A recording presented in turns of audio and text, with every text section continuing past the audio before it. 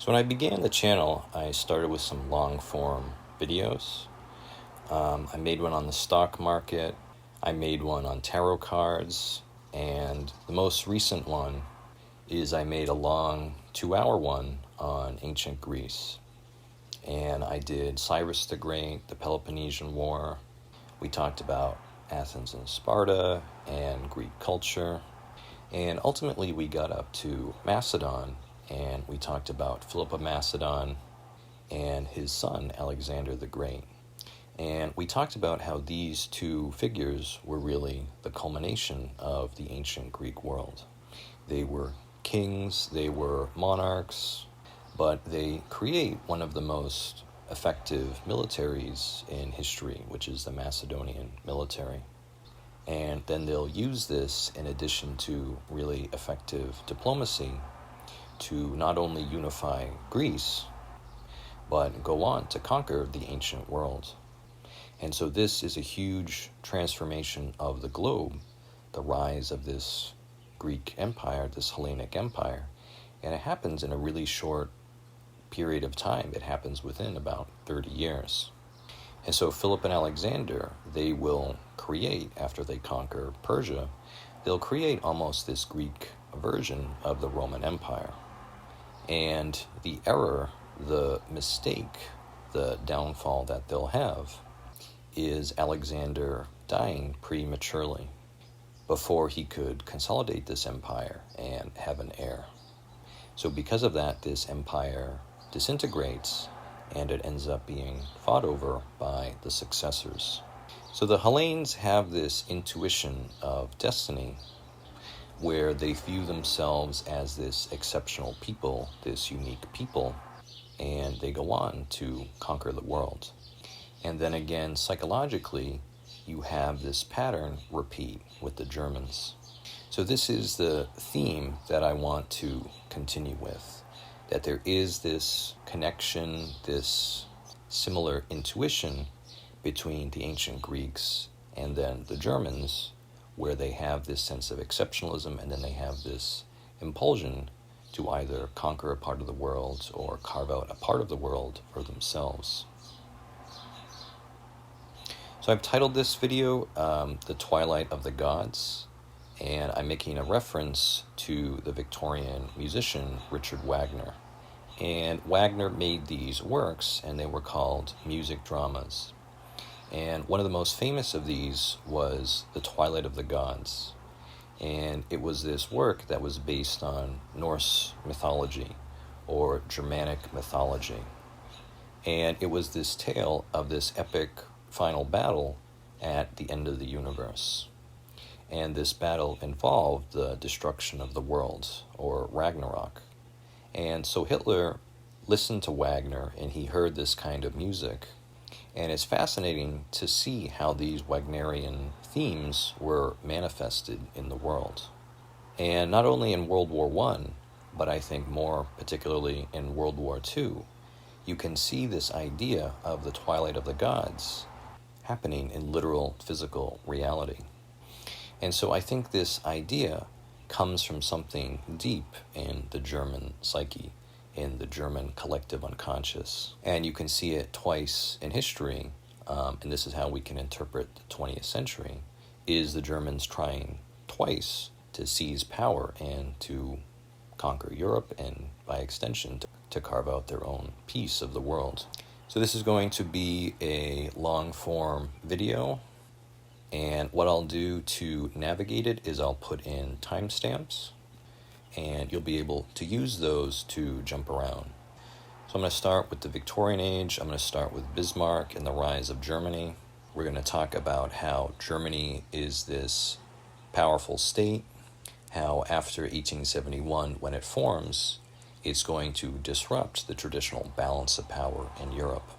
And after the formation of Germany, most of the events that happen in Europe are a response to this, a response to the reality of German power. So we'll talk about Bismarck, we'll talk about the First World War, we'll talk about Hitler, and we'll talk about the Second World War. And if this topic interests you, we have some other videos on the channel that go over related themes. We have a video on the psychology, the mystique of Hitler that I previously made. I talk a bit about German foreign policy and the British response to it in the Brexit video. And then I have another video on the Crown Prince of Prussia, Frederick III, and that's in the Frederick and Victoria video. And that one also covers the topic of Bismarck and how Germany was formed. One of the challenges in studying World War II is to understand the origins of the conflict, you have to understand the First World War.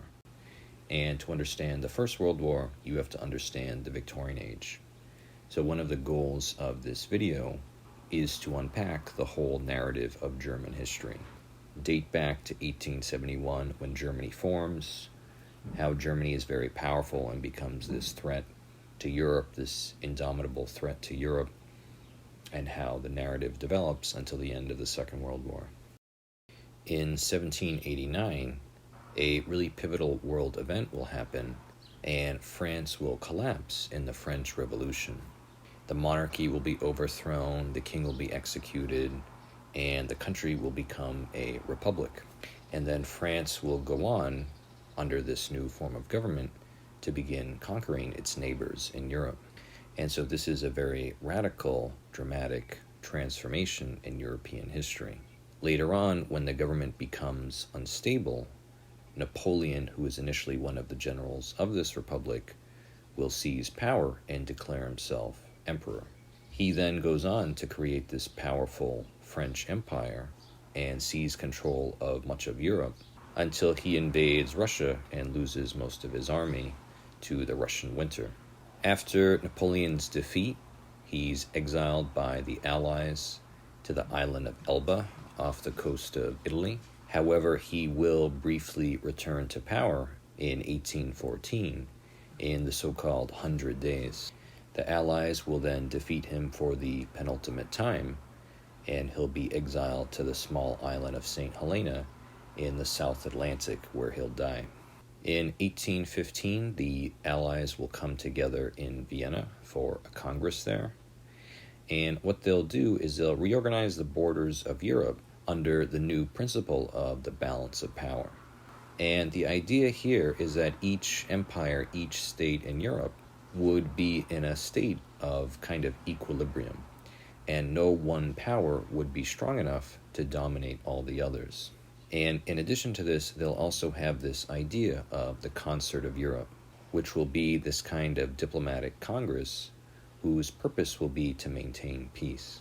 This is the so-called Age of Metternich, and along with these diplomatic changes will also come this very conservative, arch-conservative political order as well. Despite this, one of the major successes of this Metternich era is that it will maintain peace for the next 100 years. There will be wars during the Victorian Age. There will be the Crimean War, the Austro-Prussian War, the Franco-Prussian War, but there will not be a general European conflict for a century, from 1815 until 1914. And so that's one of the major successes of this era. And it also shows, if you compare the Congress of Vienna to the Treaty of Versailles, that it's possible to win the war but lose the peace. And it shows the significance of diplomacy in dictating the course of history. One of the things the Congress of Vienna does is it reorganizes Germany. And one of the things you have to keep in mind is that Germany and Italy, as opposed to the other powers like France and Britain, did not exist as unified countries. And this dates back to medieval history and the history of the Holy Roman Empire, and how power in the empire devolved and didn't consolidate and create a unitary state. And so instead, Germany and Italy are fragmented into these little principalities or city-states. And if you look at Germany in this period, you have these smaller German states like Bavaria and Saxony and Hanover. But then you have these two leading powers, leading states of the Germans, and you have Austria in the south, which is one German-led power, and then you have Prussia in the north, which is another one. And we talked about this in previous videos. Austria is known for its diplomacy and its culture. We talked about that in the Mozart video. And Prussia, in contrast, is connected to its military and militarism. During the Victorian Age, one of the most capable political leaders will rise to power in Prussia. And so this is the chancellor under Wilhelm I, who is Bismarck. And Bismarck was a practitioner of political realism, and one of the things he recognized was the unique position of Prussia. Prussia had this long martial tradition, and in the Victorian Age, it was a small power, but it had the most effective military in Europe at the time. And he sees the potential for Prussia to rise into a great power. And so what Bismarck will do is he'll use a series of wars to rise Prussia to prominence. And so these wars will be the Schleswig-Holstein War with Denmark, where they'll take over these two principalities that were German ethnic majority. He'll wage the Austro-Prussian War with Austria and kick Austria's influence out of Germany. And then finally he'll wage the Franco-Prussian War and defeat France and unify Germany. So in 1871, France is defeated in this war. All the smaller German states are subsumed under Prussian influence, and you have the proclamation of the German Empire. One of the other decisions Bismarck decides to make is to seize the territory of Alsace-Lorraine on the border with France. And this was a region, it was sort of ambiguous ethnically. They were both Germans and French living there. And the idea was it would give Prussia direct territory on the border with France, and that it would be easier to use this to defend against them. But this becomes a pivotal decision because it antagonizes the French, and it becomes a grievance they have with the Germans that they'll maintain for years after. So if we talk about the German identity and the German national consciousness, this started with Napoleon and with the Napoleonic Wars. And originally, nationalism was a liberal idea associated with liberalism and republicanism. And this continues into the Victorian Age, and in 1848, for example, much of Europe rises in revolutions in what's called the Spring of Nations. And this happens also in Germany, and they try to create, liberal reformers try to create a parliamentary government for Germany. As time goes on, however, this understanding shifts, and nationalism becomes an idea that's accepted by everyone. So it becomes a conservative as well as a liberal idea. So once Germany forms, it develops this sense of identity and purpose and agency in the world. And the Germans come to imagine that they're late to the party. They in Italy have formed late compared to Britain and France. But they have this great future before themselves, this great destiny. Because Germany and Italy form late after Britain and France, they have this kind of internalized sense of inadequacy or inferiority relative to the other powers, where they feel that they're playing catch-up in the game of empire. And oftentimes they'll appear on the colonial scene and find that the British and French have already taken control of or colonized the major or the best territories.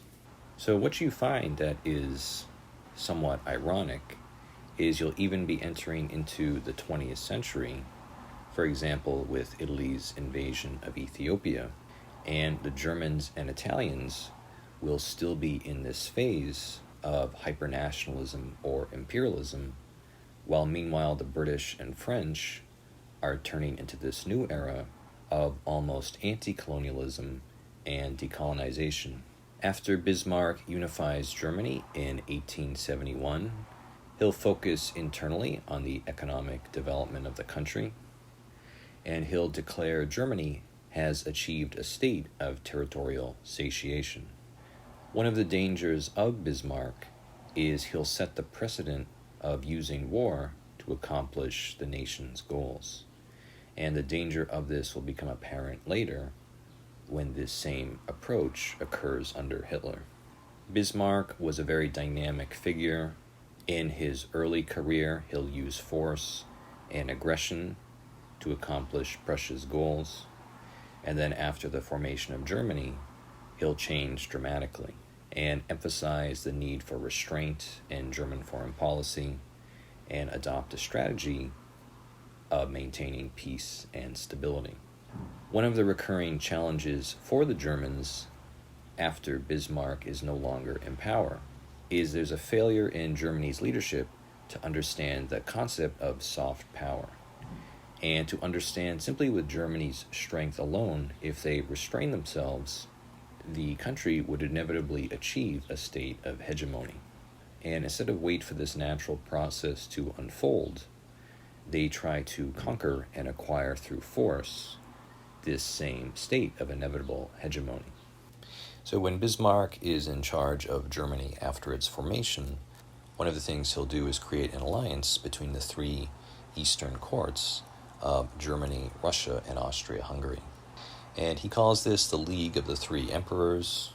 And the idea is, the purpose of this is to keep the peace, to prevent a war from breaking out. Bismarck has a quote, and he said, in a game of 5, you want to be on the side of the 3. And so what Bismarck does is he recognizes there are these 5 great powers in Europe: Britain, France, Germany, Austria, and Russia. And the idea was you want to create an alliance of the 3, and then that would give you a more advantageous position here. One of the challenges is because they took Alsace-Lorraine, France has this permanent grievance, this permanent state of being irreconcilable with Germany. And so the French, they developed this idea of revanchism, the desire for revenge against Germany. And with Bismarck creating this alliance in the East, not only does it keep the peace, but it isolates France. And so this will be one of the errors of Bismarck's successors, is not understanding the necessity to divide and conquer Germany's enemies. The British during this time usually didn't participate in continental affairs. It usually did not create entangling European alliances, and instead they followed this policy of splendid isolation. Britain had its navy, which defended its independence, and it was more concerned with its overseas empire and with India than what was happening in Europe. One of the challenges Bismarck faced is trying to maintain an alliance with Russia and Austria at the same time, with these two powers frequently feuding over influence in the Balkans. In a previous video, we analyzed the story of Frederick III, who was this liberal reformer who was going to succeed his father and become the emperor. In 1888, you have the year of 3 emperors, and in this same year, the long-lived Wilhelm I will die. Frederick III will briefly take power. He will have throat cancer and be incapacitated during the year for this reason. And then following him, his son and successor, Wilhelm II, will take the throne. And so you do have this kind of national tragedy and this interesting point of divergence in history where the entire 20th century that came afterward could have proceeded very differently. And instead of having this talented and thoughtful Frederick III ruling over and reforming Germany, instead you have his son, who is much more immature. So Wilhelm II, he has this kind of insecure personality. He can be very braggadocious, very megalomaniacal. Bismarck had a quote about him where he said that every day had to be his birthday. And one of Wilhelm's first actions is actually to fire Bismarck. And he has this sense that even though Bismarck united Germany and has this great legacy, he can do better. And so this will be a transition in German history from very prudent and capable diplomacy to the opposite. And what Wilhelm will do is he'll bully many other powers, he'll lose Germany many friends and allies, and alienate many of the country's potential partners.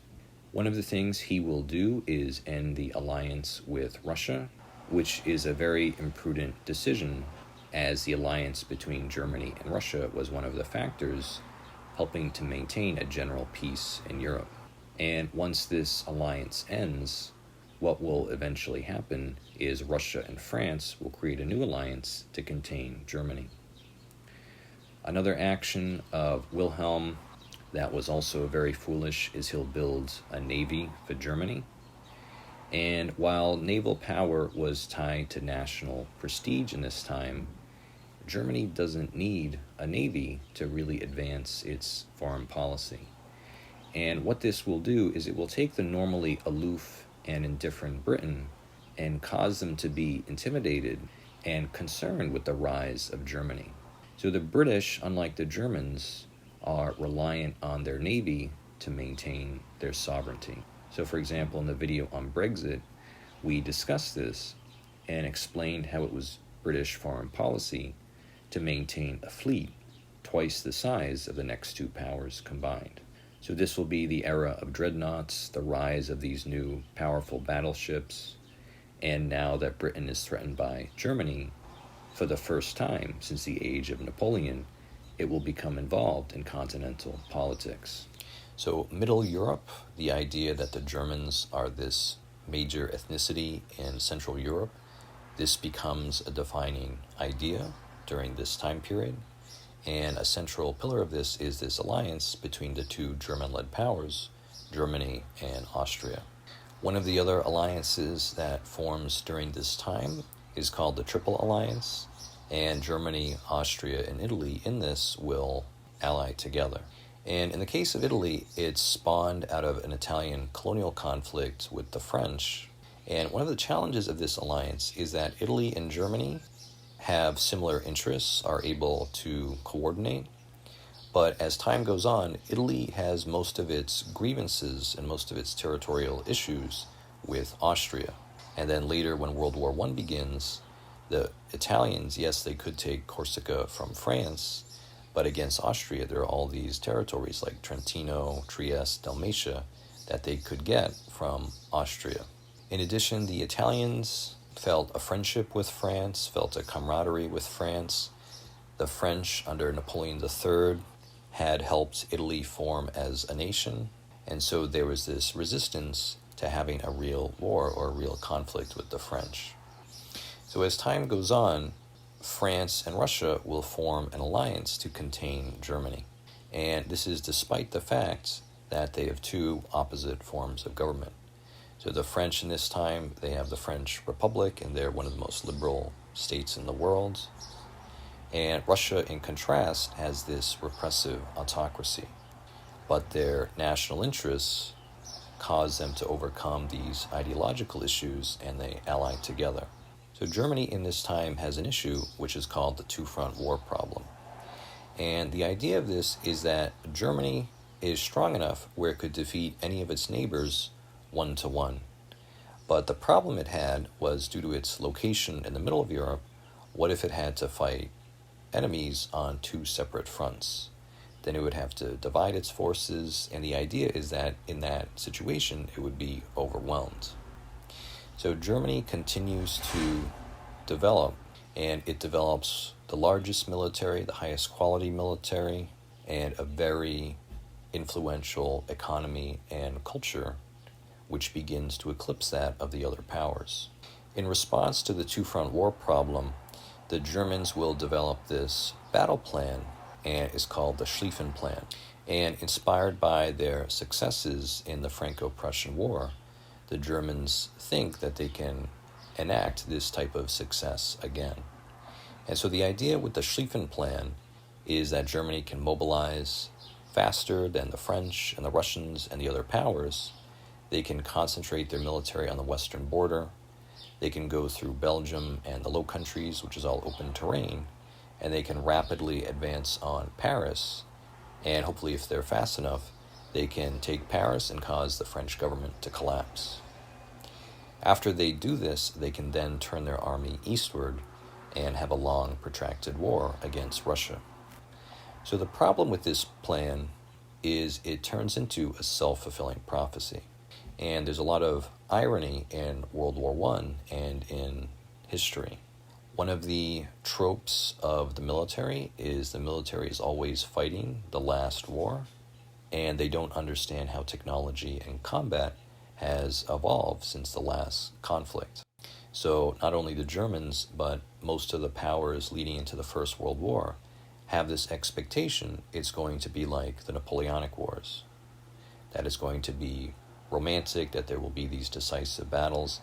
They don't anticipate that it's going to be this horrible, bloody affair, this meat grinder, in which millions of people will give their lives in these fruitless assaults, these fruitless attacks, being mowed down by machine guns and other new weapons.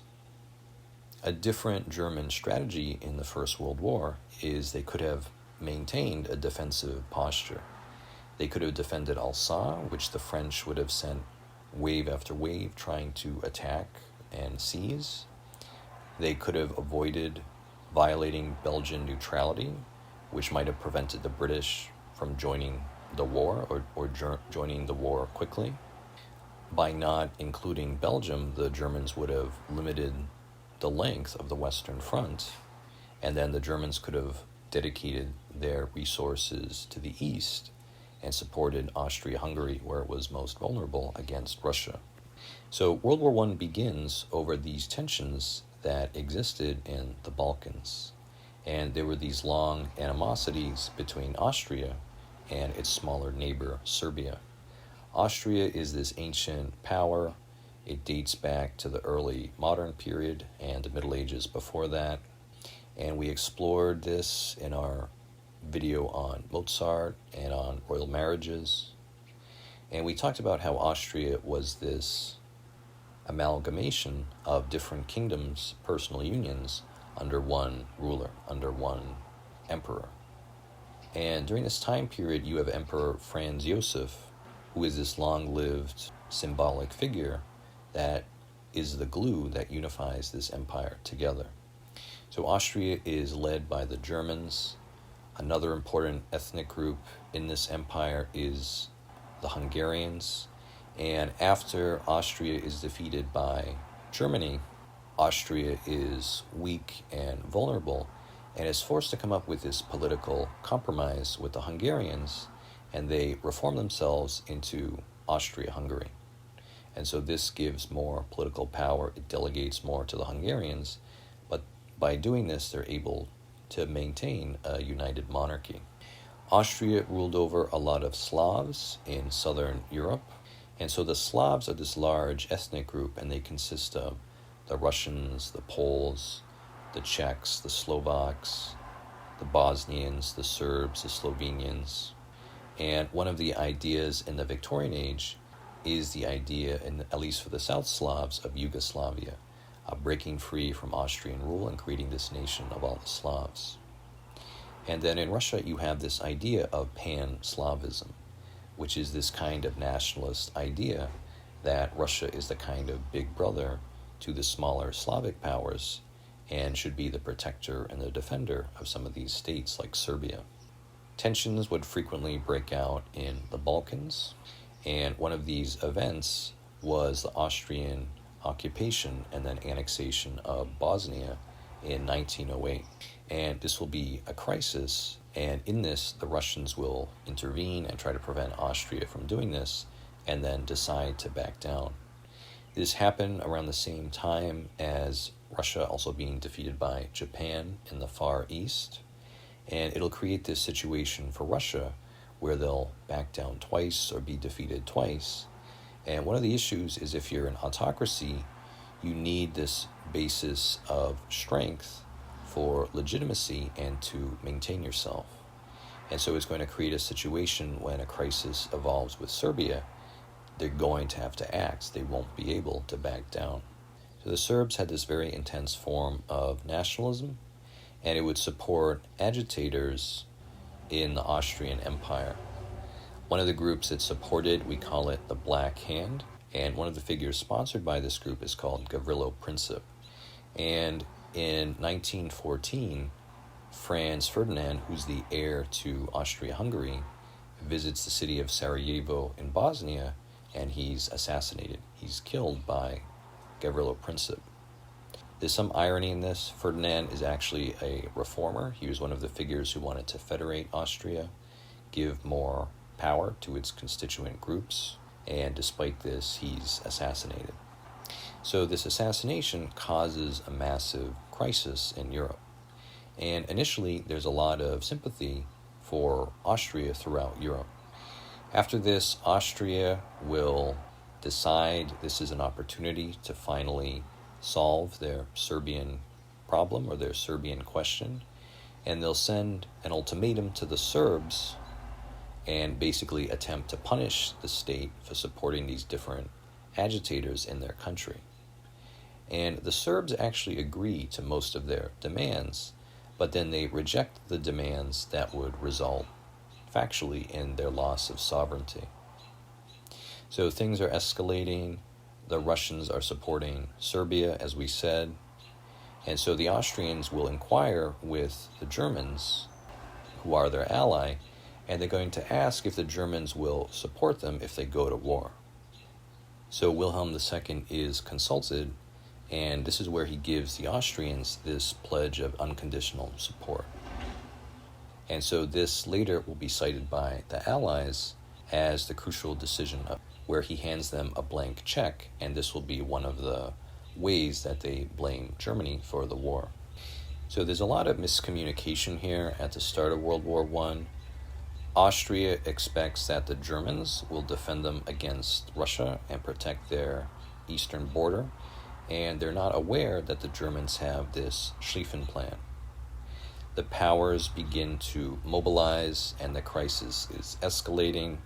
And one of the advantages of Germany is it has more extensive rail lines, it's more modern, and the Germans know they can mobilize faster than Russia.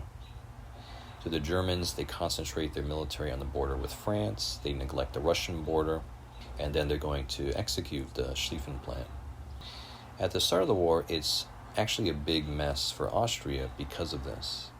And so initially they'll move all their armies to the Serbian border, thinking that the Germans are going to protect them on their eastern flank.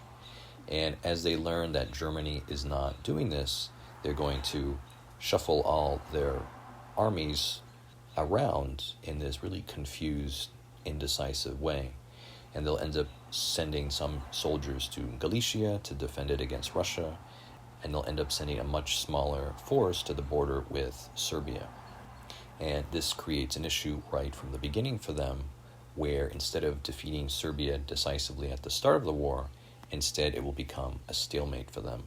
If we look at some of the Austrian leadership during the war, one of their main commanders was Konrad von Hötzendorf, who's usually remembered as this incompetent war leader. We mentioned Franz Josef, who's the emperor during this time. He's extremely long-lived, just like Wilhelm I was. He's going to be this kind of symbolic unifying figure that holds this ancient empire together, but then he's going to die in the middle of the war. So he'll die in 1916, and then he'll be succeeded by the Emperor Karl. And so Karl will inherit this horrible situation in the midst of this massive crisis, this massive war, and he'll do his best to try to redeem the situation, to try to salvage his empire, but he's not going to be able to do that. And then a final figure of note is the Hungarian Prime Minister, Stephen Tisza, and he's remarkable because he's the one figure, it seems, in the Austrian government at this time who was against the outbreak of the war. So after the declaration of war against Serbia, things escalate, and then this cascading series of alliances leads to the outbreak of the First World War. So Austria attacks Serbia, Russia defends Serbia and declares war on Austria, Germany stands in solidarity with Austria and declares war on Russia, Russia and France are allied, so Germany declares war on France, and then when the Germans execute this Schlieffen Plan, they'll go through Belgium, violate Belgium's neutrality, and then that will drag Britain as well into the war. Belgium was this small country in the Low Countries, and the reason the Germans go through it is because of the open geography. The Germans also expect the French to attack Alsace-Lorraine, and so while the French are concentrated on doing that at the start of the war, the Germans will attack them and flank them from behind. Belgium achieved its independence back in the Victorian Age when it broke off from the Netherlands, and when it did this, Prussia, France, and Britain all guaranteed its independence. And the existence of Belgium was in some ways this kind of contrivance to help maintain the balance of power in Europe.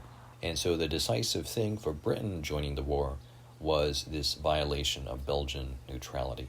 And this fear that they had is if they don't intervene, they would be handing Europe over to German hegemony. So as the war breaks out, it becomes this conflict between these two alliances.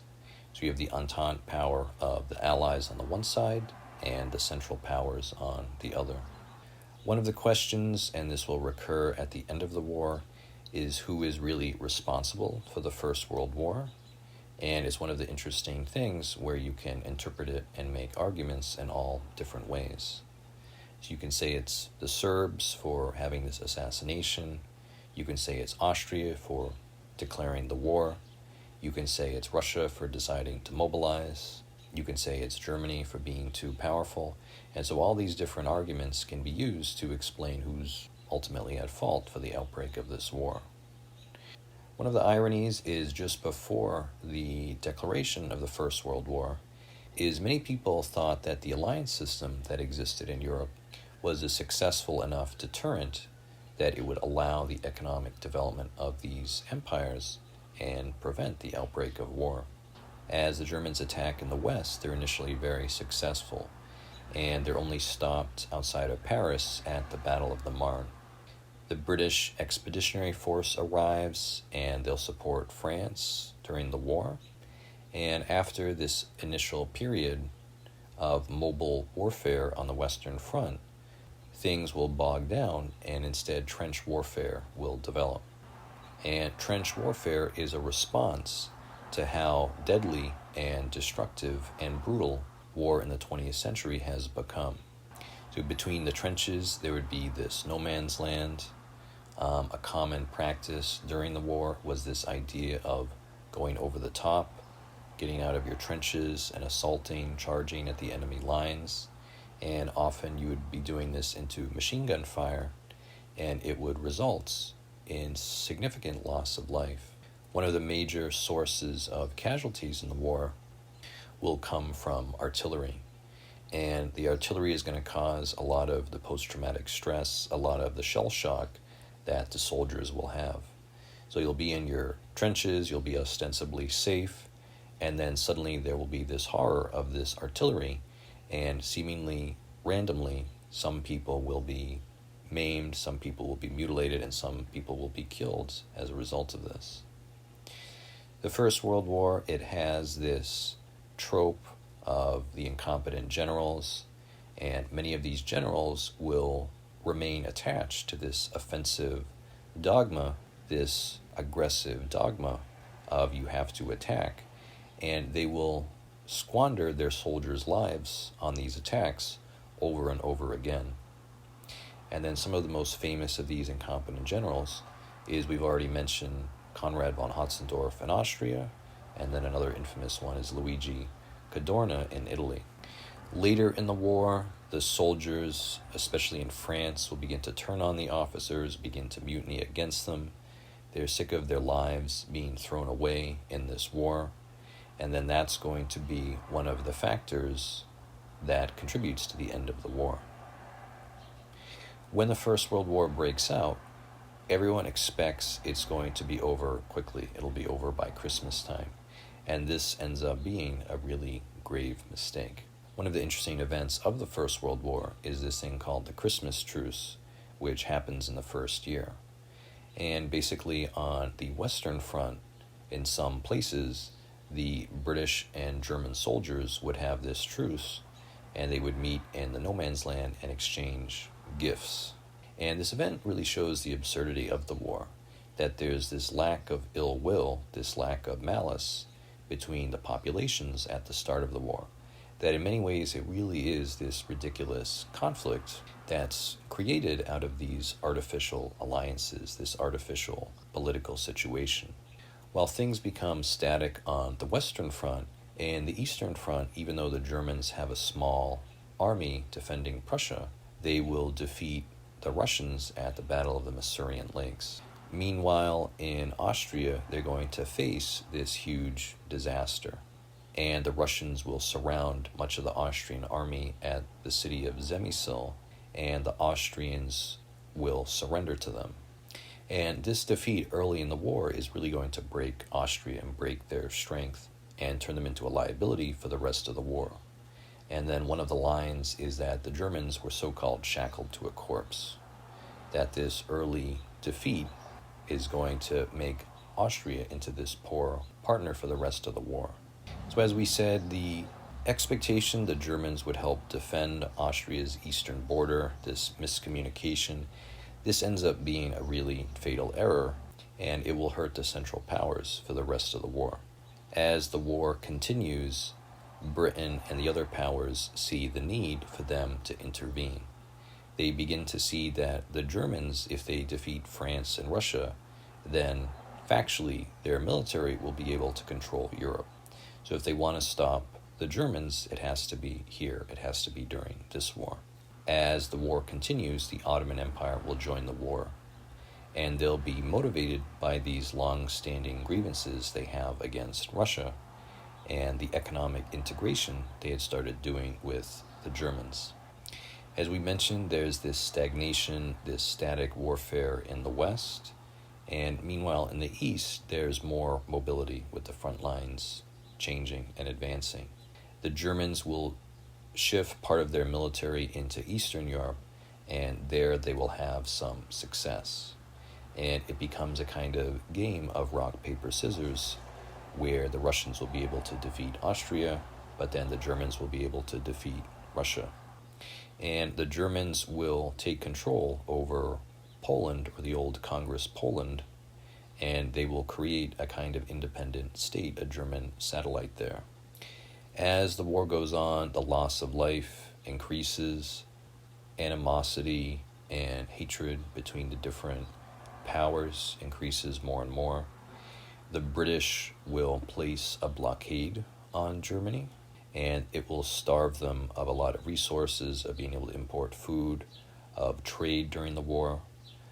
This blockade is going to contribute to the Germans later embracing this idea of autarky, and the idea in the Second World War that they need to be economically self-reliant. And the idea also, if they can take Eastern Europe, if they can colonize Eastern Europe and turn it as an agricultural breadbasket for themselves, then they won't be so vulnerable to this idea of naval blockade. As we said, Italy is initially allied to the Central Powers, but they'll say that Austria was the aggressor in this war, and after initially remaining neutral, Italy will go through this large national conversation, this inner conflict of what side to join in the war. And both Italy and Greece, they have this situation where the king is more in favor of the Central Powers, and then the prime minister is more in favor of joining the Entente. So Italy is in this difficult situation. One of the problems is if it does join with the Central Powers, they will have to deal with both the British and French navies in the Mediterranean Sea, and that would be a significant issue for them. As we also said, they have far more to gain territorially from Austria than they can from the Western powers, and so they will decide to join the war and attack Austria. The Italians will be attacking into some of the worst terrain you can do this in Europe, and so they're attacking into the Alps. And even though Austria will perform incapably on many of the fronts, like against Russia, they will be able to guard that border against the Italians. The Germans come to support Austria against Serbia. Bulgaria also joins the Central Powers.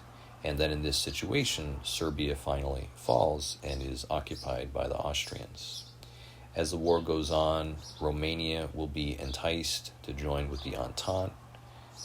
They'll attack Austria and have this expectation of Russian support, and then the Germans will invade and they'll occupy Romania. Some of the major battles, you have the Battle of Ypres, which is the first use of poison gas in war. You have the Battle of the Somme, which is the first use of tanks in war. You have the Battle of Verdun, which is a very bloody battle. And you have this term, and it's called the Lost Generation, and refers to this generation of men who gave their lives in the war. The Germans will develop U-boats, which are submarines, and they'll use these to circumvent, to go under the British naval blockade and attack Allied shipping. And so the Germans will attempt to use these submarines to starve the British and cause their own issues with imports and trade during the war.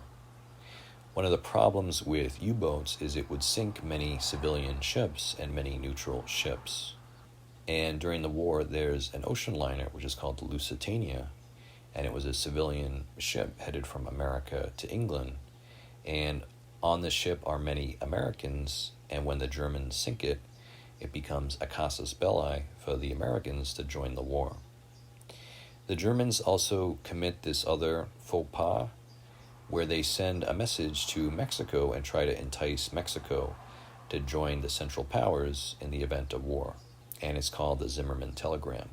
And this message gets intercepted by the Americans, and it just becomes another reason for the Americans to join the war. There will be a lot of propaganda during this war. There'll be the posters like Defeat the Hun, and some of the early posters encouraging people to enlist in the war.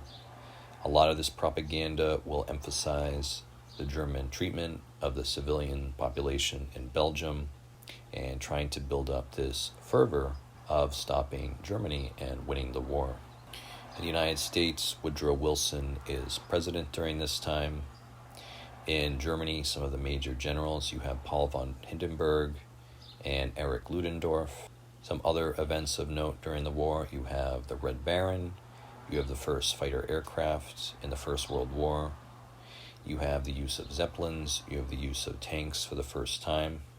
One of the major figures is this British agent, Lawrence of Arabia, and he's going to go to the Middle Eastern territories under Turkish control, and he's going to try to entice the Arabs there to revolt.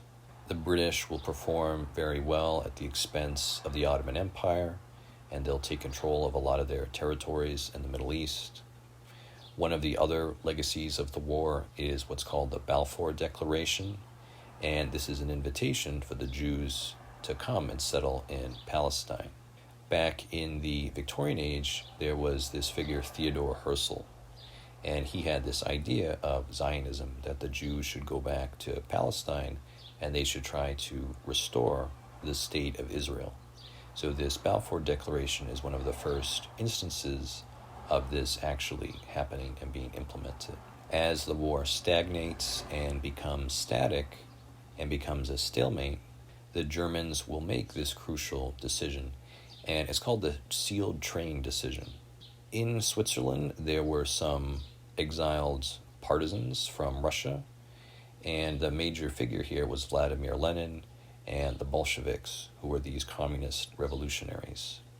And so the idea in Germany and amongst the German leadership was people were recognizing that Russia was unstable, it was having all these internal issues, and if they could smuggle in these revolutionaries, it would cause a civil war, and then Russia would break down. The Emperor of Russia, the Tsar Nicholas II, became very unpopular as the war goes on.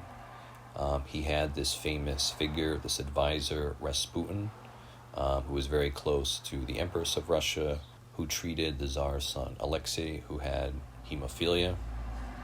And Rasputin becomes a kind of symbol of corruption and everything wrong with Russia. And one of the things that will happen is the aristocracy will murder Rasputin in the hopes that this will restore some sense to the government. As the war goes on, the Russians will refuse to leave the conflict. but this causes the internal issues in the country to get worse and worse. And so there'll be a famine, there'll be war exhaustion, and ultimately Russia will be facing state collapse. So initially in the cities and the urban centers, the Russian Revolution begins. And this is initially a democratic revolution. After this, a civil war begins, and it's between these two sides. So we call them the Whites and the Reds. And the Whites consist of the old monarchs and those loyal to the old Romanov regime, as well as the new Democrats who are taking power in the country. And the Reds consist of the communists and the socialists. Foreign powers will try to intervene in this civil war in favor of the Whites. A major figure during this time is Alexander Kerensky, and it'll make the error for Russia to continue to maintain itself in this war. Just to make a connection, we've talked about Uspensky and Gurdjieff before, and it was during this time, as Russia was facing state collapse, that Gurdjieff is doing his lectures, that he's teaching, and during this chaotic time, they make the decision to leave Russia, and then Uspensky ultimately ends up in Britain, and Gurdjieff goes to France. Amongst the communists and the socialists, there are these two parties, the Mensheviks, who are more of a moderate socialist faction, and the Bolsheviks, who are more radical. And of these two, the Bolsheviks take power, and they come to lead the political movement. And then this is in conformity with what Karl Marx said, the idea that there should be this vanguard party that is in charge, that takes the lead, and represents the working class. The communists are going to promise land, peace, and bread to the population, and this slogan becomes essential to winning them over. The communists are going to win the civil war, and then a really crucial decision is they're going to sign a peace with the Germans. And that was one of the things the population wanted the most, is to end the war and to sign a peace. So the communists will create this new regime, and we call it the Soviet Union. It gets its name from the Soviets, which are workers' councils, and which in theory had power in the Soviet Union. De facto, though, it will evolve into a totalitarian regime, and it will either be one authoritarian figure or a small oligarchy in charge of the Soviet Union, and they will govern the country from the top down. So in 1917, this is one of the essential things to recognize, is that the Germans will win on the Eastern Front. And this is what happens in the two world wars. So in the First World War, they'll win in the East, and then they'll get within 50 miles of Paris. And then in the Second World War, they'll win in the West, and then they'll get within 50 miles of Moscow. So in each instance, the Germans are close to this state of total victory, but they're never able to fully reach that. So the Germans and Russians, they sign this treaty, which is called the Treaty of Brest-Litovsk, and it creates independent states throughout Eastern Europe. And so these states like Poland and the Ukraine, these become dependencies and economic satellites of Germany. And the issue is that there's not enough time to exploit them to any benefit. So the Germans are facing many internal issues, the same as Russia. There's war exhaustion, there's blockade, there's a huge loss of manpower and demoralization. And then the Germans also have to deal with this issue of the United States entering the war. So after the fall of Russia, the German military goes west and attempts one last offensive before the Americans come. And so they launch this huge assault in the west, and the British and the French hold, and the Germans do not succeed at this. In Turkey and Greece, the Ottoman Empire was performing poorly in the war. Much of the Middle East had been occupied by the Allies, and the Allies intended to partition Anatolia, dividing it into spheres of influence. Greece, enticed to join the Allies, was inspired by what was called the Megali idea, an idea to enlarge the country and take over former Greek territories in western Anatolia and Thrace. The Ottoman Empire was governed by the Young Turks at the time, who were modernizers and reformers. At the same time, residing in Anatolia were Armenians, Assyrians, and Greeks, who the Turks perceived to be sympathetic to their fellow Christians in the Entente powers. This caused the Turks to commit one of the 20th century's genocides, using forced marches, relocations, and executions against these indigenous populations. The Allies would famously attack Turkey at Gallipoli on the Bosphorus. However, Ataturk would lead the defense against their invasion, which would prove a failure. The capital of Turkey, Constantinople, was a war goal of the Allies, who planned to make it either into an international zone or return it to Greece. Late in the war, the Turks knew that they faced the danger of partition and colonization. So under the leadership of Ataturk, they defended themselves in the Turkish War of Independence. After repelling the Allies, they proclaimed the Turkish Secular Republic. Late in the war, Kaiser Wilhelm abdicated, going into exile in the Netherlands. An armistice, or an agreement to stop fighting, was agreed between the powers. Yet with the Germans unable to wage war, and the Allies still able to prosecute the conflict, the armistice resulted in a German surrender. The Treaty of Versailles would be the peace treaty that ended the First World War. Woodrow Wilson, the American president, had presented his idea of the 14 points late in the war. The 14 points presented the ideas of democracy and ethnic self-determination as the new forces to be used for the organization of Europe. The idea was that with ethnically homogeneous states and self-government, no more conflicts in Europe would occur. Wilson and the Americans presented the idea the First World War would be the war to end all wars, and that at the end of the conflict there would be a peace without victors. One of the challenges of Versailles were the conflicting visions of peace between the Americans, French, and British. The French, having suffered serious destruction in the war, sought to dismantle Germany and break it into smaller states, like it was during the Holy Roman Empire. The Americans, having not suffered as much in the war, and having an idea of idealism, wanted to create a peace without victors, a new international order in which diplomacy would be used to resolve conflicts. The British, meanwhile, wanted to maintain a balance of power, having joined the war to prevent German hegemony, and then in the peace, also not wanting to hand Europe over to the French. These conflicting visions resulted in the Treaty of Versailles being a big mess of a peace. Niccolo Machiavelli, the political philosopher, gave his own advice for how to sign a peace treaty. He said, if you win a war and defeat your enemy, you have two options. In the peace, you should either crush your enemy totally so he can't reconstitute himself and rebuild, or you should caress him, treat him gently and benevolently to prevent a desire for revenge from beginning in him. The problem with Versailles is it did neither of these things, hurting and insulting the Germans, but not weakening them enough to prevent them from being able to reconstitute themselves. The Treaty of Versailles created a large amount of resentment in Germany and a desire for the country to reclaim its lost territory. After the war, the French and British will be exhausted and averse to further conflict. Meanwhile, the Germans, with their angry population, will be more willing to make personal sacrifices to achieve political goals. The war ended with the German military still technically occupying Allied territory.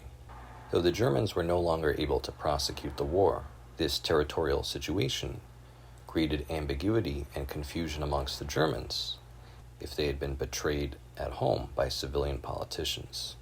On the signing of the Treaty of Versailles, the French Field Marshal Ferdinand Foch is attributed to have said that this isn't a peace, but a truce for 20 years. This would prove a prophetic statement.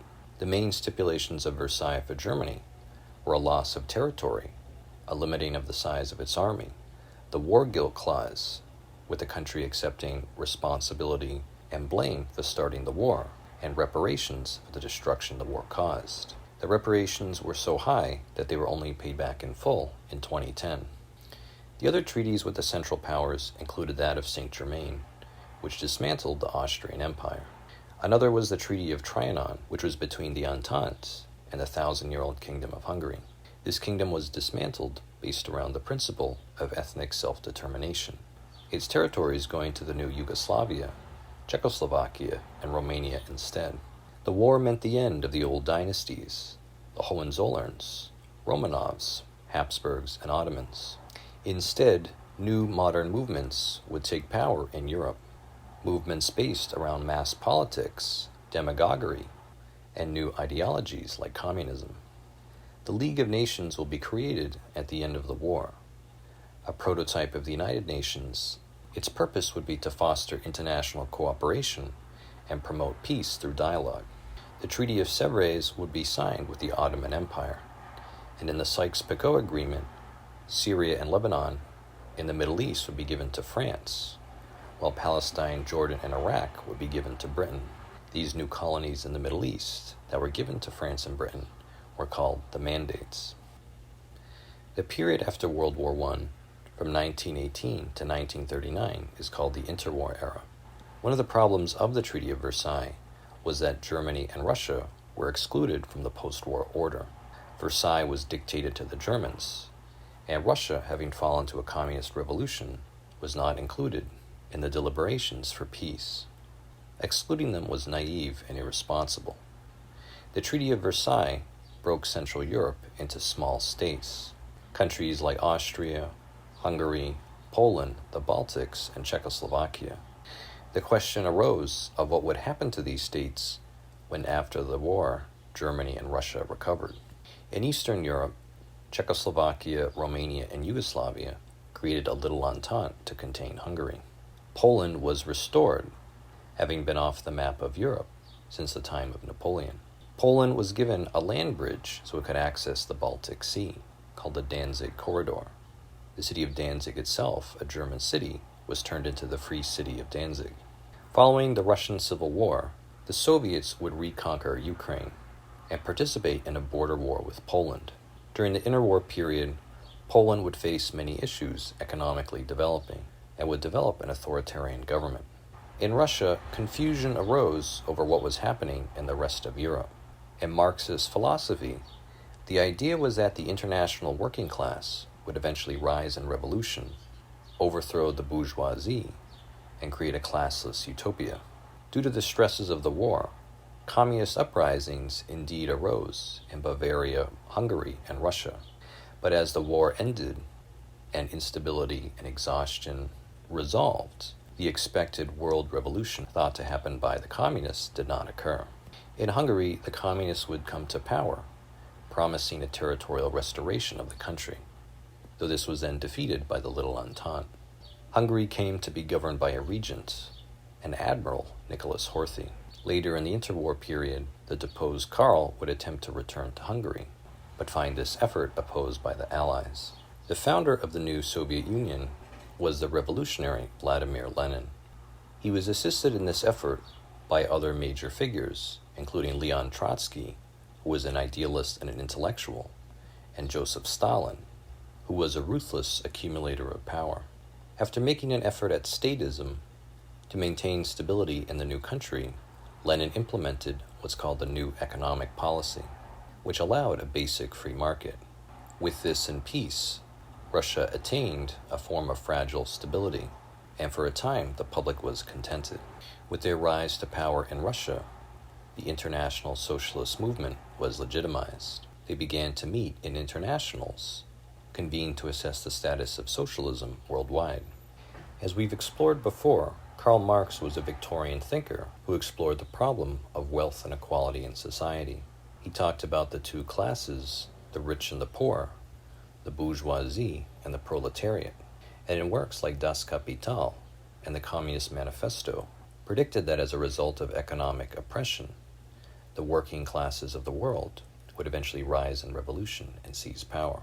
One of the ironies of history is that Marx anticipated these revolutions would occur in the industrial powers, countries like the United States, Britain, France, and Germany.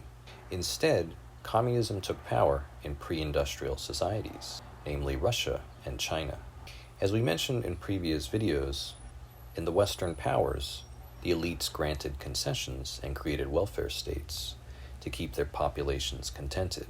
Meanwhile, the communists presented modernizing and equitable philosophies, which were appealing to the populations of the Eastern powers. Even though Italy was one of the victors in World War I, they felt they didn't receive adequate compensation for for the amount of sacrifices that they made. The British had promised many territorial concessions to Italy to encourage them to join the war. The Italians viewed the post-war order as a mutilated peace or victory. Benito Mussolini, who would come to power in Italy in the Interwar Era, was originally a socialist.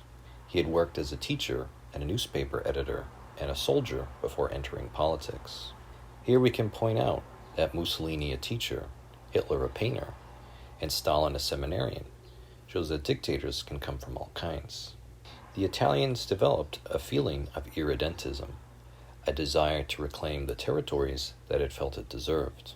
Most of the new lands that it aspired for were instead awarded to the new Yugoslavia. In addition, communism came to be very prominent in Italy during the interwar period.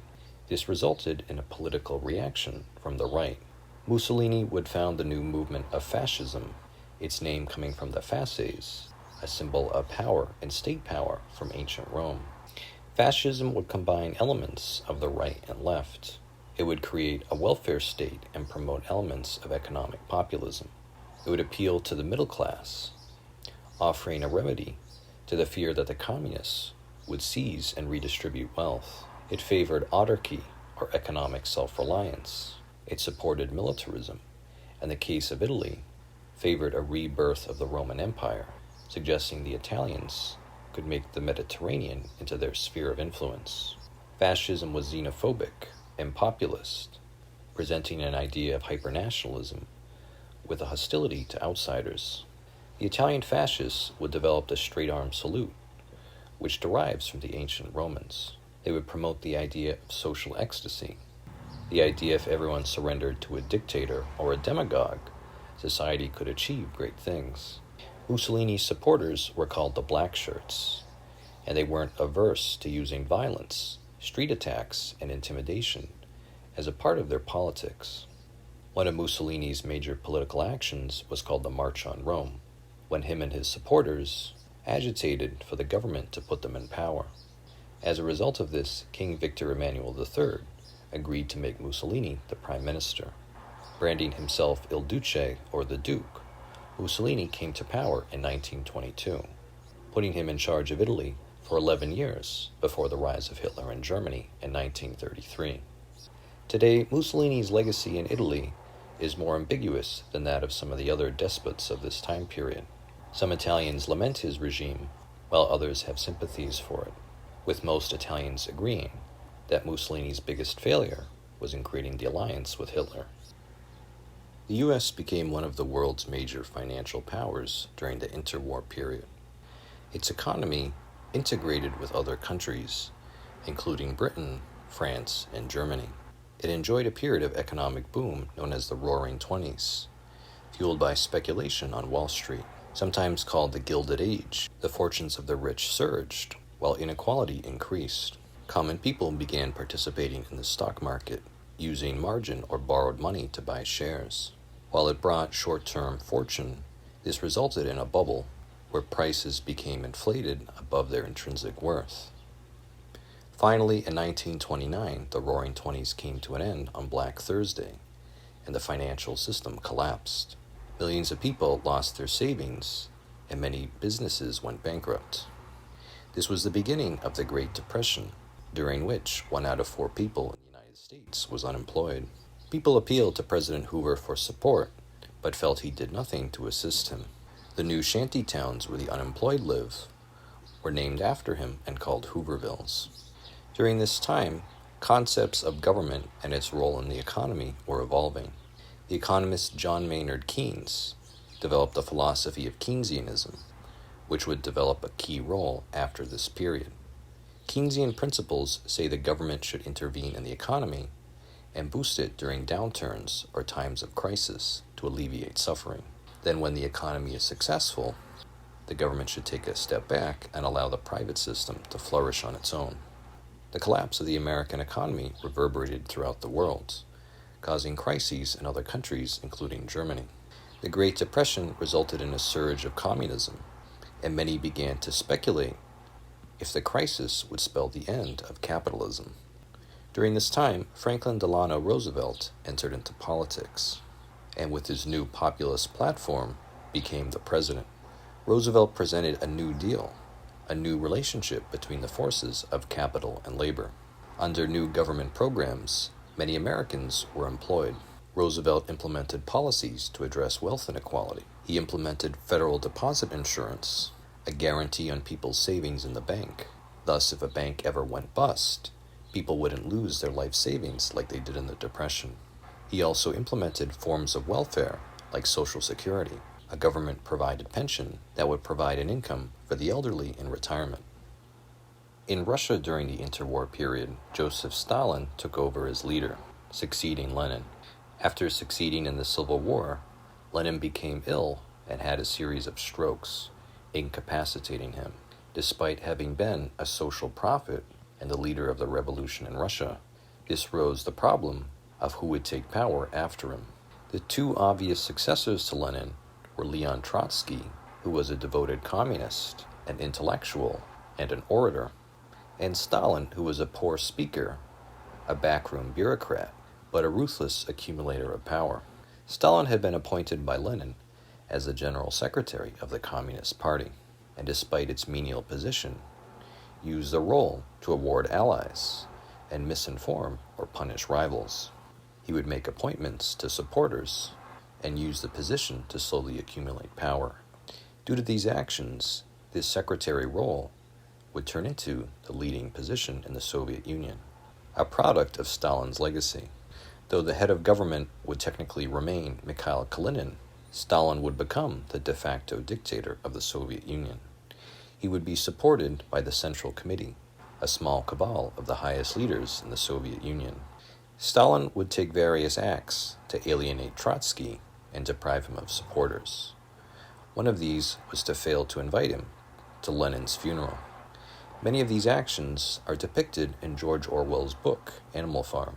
After being politically ostracized and slandered, Trotsky went into exile, while there becoming a critic of Stalin's regime. Later, he was hunted down and murdered at Stalin's orders. After coming to power, Stalin created a cult of personality, emphasizing and mythologizing his role in the revolution and his close association with Lenin. One of the major questions in the interwar period was how to conduct the foreign policy of the Soviet Union. With Marxist orthodoxy stating a world revolution should spread throughout the globe, the Soviets became a pariah state, unable to have normal diplomatic relations with other powers. As we said, as the world stabilized in the interwar era, it became clear there would be no mass uprisings of the proletariat throughout the world. Here, Stalin became a pragmatist and shifted from the idea of world revolution to the idea of socialism in one country. What this meant is the Soviet Union began to function as a nation-state or an empire, viewing itself as a normal country with a national interest, becoming a political successor to the Russian Empire. The regime Stalin creates in Stalinism is based on the principle of fear. When the Bolsheviks first come to power, they implement a purge of their rivals called the Red Terror. Later, they create a security state founded around the secret police, led by Lavrenti Beria. Those in opposition could be shot, sent to a political prison, or exiled to a concentration camp in remote Siberia. These prisons, called the Gulag, were famously explored by the writer Alexander Solzhenitsyn in his account of being imprisoned there. After taking power from Lenin, Stalin becomes increasingly paranoid. He'll see threats everywhere and fears supporters in his own party are plotting to overthrow him and take power. He compares the Bolshevik Revolution to the French Revolution, recalling how a capable general, Napoleon, gradually rose to celebrity and took power over the state for himself. Not wanting this to occur, Stalin implemented an act of terror known as the Great Purge. Many loyal Bolsheviks and anyone capable of independent thought was summarily executed for so-called disloyalty to the regime. Stalin put on show trials and implicated rivals as being subversive and counter-revolutionary. Even Sergei Kirov, a great and loyal Bolshevik, was eliminated by Stalin during this time, likely due to jealousy of his high level of popularity. Stalin will create a totalitarian regime one where the state will interfere and play large roles in every aspect of society. Stalin will begin to implement the so-called 5-year plans, efforts to radically reform the economy of Russia. These plans focused on rapid industrialization and increasing the output of iron, coal, steel, and other resources. One of Stalin's other policies was the collectivization of agriculture. Private farms were believed to be exploitative and capitalistic, and Stalin demonized the figures known as the kulaks, the slightly more affluent farmers who owned some property. Villainizing the kulaks as exploitative members of the bourgeoisie, they were liquidated by the state. This proved to be a failed policy, as the kulaks were some of the most productive farmers. The state then seized the land and pushed farmers to work on large-scale state-run farms. This resulted in a significant drop in agricultural productivity, and consequently a famine in the Soviet Union. When these results become clear, the Soviets hide the data and pretend that it's not happening. The worst-hit region of this famine was the Ukraine, where the massive loss of life there is considered a genocide and called the Holodomor. Hitler was born in Braunau am Inn in Austria in 1889, across the river from Bavaria. Though he was born in Austria-Hungary, throughout his life he had a grass is greener syndrome, always looking across the river at Germany. Over time he would become a critic of the Habsburg monarchy, disliking the racial heterogeneity of Austria-Hungary, and aspiring for the efficiency and unitary national identity of Germany. Hitler's parents included Alois, his father, a mid-level bureaucrat, and his mother Clara, who was doting and loving to him. Though Hitler wanted to be an artist, his father discouraged him and wanted him to be a bureaucrat, a stable, secure source of income and a reliable career. Alois is said to have been an overbearing and disciplinarian father, something which may have had a formative impact on Hitler's development. Hitler's relationship with his mother is one of the most important in his life. In childhood, he performed poorly in school and developed the aspiration to become an artist. After his father's early death, he received a small inheritance which he was able to live off of. Leaving his hometown, Hitler moved to Salzburg and then to Vienna in pursuit of his artistic aspirations. Vienna was famed at the time for its large Jewish population, and it's believed it was here where Hitler was first exposed to anti-Semitic literature. In Germany, the proto-Nazi Völkisch movement, which was an economically populist pan-German ethnic movement, created pamphlets and literature supporting their viewpoints. While in Vienna, Hitler is exposed to the music of Richard Wagner and develops a strong appreciation for it.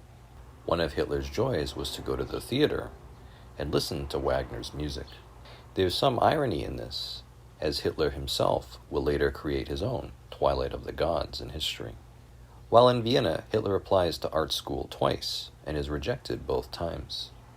If we review his paintings, he does demonstrate some technical ability, though if we look at his works, he tended to have a focus on architecture. Psychoanalysts, when they look at Hitler's works, notice that there's a lack of people, an observation that might inform his conduct later on. Later, Hitler's mother passes away, leaving him alone in the world. In Vienna, he eventually lives a homeless, bohemian life, and for a period lacks direction and purpose. He works menial jobs and receives support from the government. Hitler goes on to develop a unique lifestyle. He becomes a teetotaler who abstains from alcohol. He becomes a vegetarian, not eating meat, and he develops a love for animals, especially dogs. These facts about him exist alongside the rest of his character, as we explored in our video on the psychology of Hitler. Prior to Eva Braun, he has no known consummated romantic partners, something that has a big impact on his personality. When World War I begins, Hitler's in Bavaria and hears the proclamation of the declaration of war. He'll refer to this time later as the most sublime moment in his life. As the war begins, though Hitler is an Austrian, he applies not to join the Habsburg army, but petitions the King of Bavaria to join the German army instead. Hitler's petition is accepted, and he goes on during the war to fight on the Western Front. Over the conflict, he rises through the ranks to a corporal and serves as a trench runner delivering messages from trench to trench. His comrades stated that he wasn't very sociable, but as a trench runner, worked in a very dangerous job. During the war, he'll be distinguished and receive the Iron Cross, the equivalent in the American military for the Purple Heart. After Germany's defeat in the Treaty of Versailles, the country adopted a new government called the Weimar Republic after the city of Weimar, where its new constitution was drafted. It was a template for a new liberal Germany. An argument we explored in another video is that countries have natural forms of government. We said that Germany and Hungary are examples of states that incline to be more naturally authoritarian, and we can find a template of this in history, with the Germans living under successive imperial regimes. The Weimar Republic consists of a Reichstag, or legislature, a chancellor, who's the head of the legislature, and a president, the head of the executive branch. It has a multi-party system, where different parties have to form alliances if they want to govern. Weimar is associated with a revolution in German morals, with a sense of open and renewed sexuality, and alternative artistic expression. When the Great Depression hits in 1929, it proves to be a cataclysm for Germany. Unemployment surges, and the value of the German currency, or Reichstag, crashes. Germans who were inculcated with the values of hard work and thrift, who slowly accumulated wealth in the form of savings, found the fruits of all their hard work destroyed by hyperinflation. This resulted in a profound feeling of betrayal that the good values the German public lived by were unmade. This made them more receptive to radical, novel politics.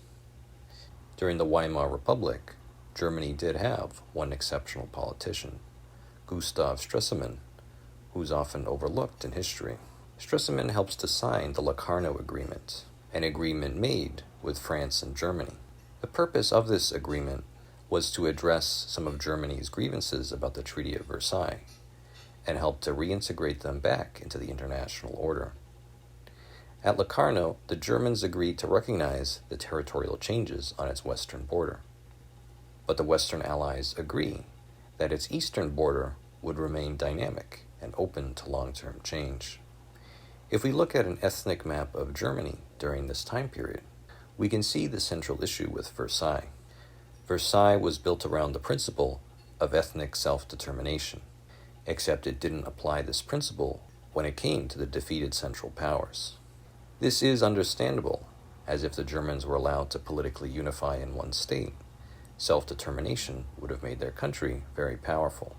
However, this hypocrisy by the Allies creates a grievance that the Germans want to reconcile. So we said that Hitler worked as an artist and as a soldier, and after the First World War comes to an end, he becomes a politician. Initially, he joins a party to investigate it, which is called the German Workers' Party. And after listening to the speeches of some of its members and its platform, he decides actually to join the party. And Hitler discovers that he actually has an acuity and a talent for public speaking. And even though Hitler doesn't interact so capably with people one-to-one as individuals, he's able to connect with and interact with and reflect the emotions of large crowds and groups of people. Hitler is one of the early members of the German Workers' Party, and due to his talents, he will gradually be able to become an influential figure in this small party and then appropriate it and turn it into his own. One of the things he will do is he will rename the party and rename it into the National Socialist German Workers' Party, and in German, the NSDAP. In Germany at the time, socialism was very popular. The most popular party was the Social Democrats. At the same time, Germany, if we go back to Bismarck, has this long tradition of the right and conservatism. And so the idea with the National Socialists is combining these two ideas of the left through socialism and the right through nationalism. And so this fits in the tradition and the history of what we said with Mussolini in the idea that some of these fascist groups will posit that they're actually a third way. They're a hybrid of the right and the left. One of the things we should recognize is that the inclusion of socialism, the idea is to gain defectors from the largest party in Germany, the Social Democrats. So Hitler will begin speaking in beer halls in Bavaria and southern Germany, and there's a lot of resentment throughout the German population. And so Hitler, in his speeches, will reflect that resentment and try to articulate the grievances and disappointments that the population has. One of the things we should recognize is that since the formation of Germany in 1871, the Germans have had this unique energy and this unique agency and this inner sense of wanting to prove themselves in the world and this feeling of destiny. So we see this manifested in Hitler, and he turns into this kind of grandiose figure who seeks to tap into and utilize that feeling in the German collective unconscious.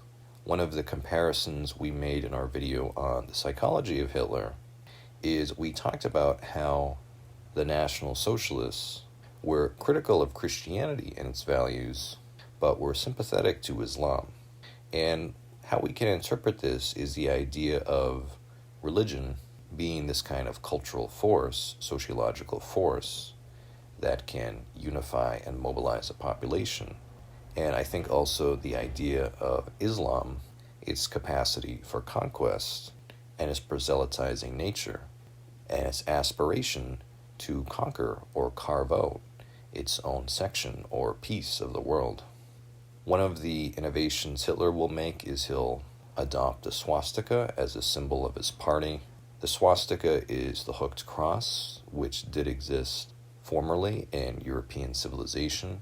At the same time, it's also associated with Indian religion and Orientalism, and it was also an occult symbol as well. The swastika is also a kind of solar symbol, and if you look at the way the arms of it are shown on the flag, it's representative of a sun rising and moving from east to west.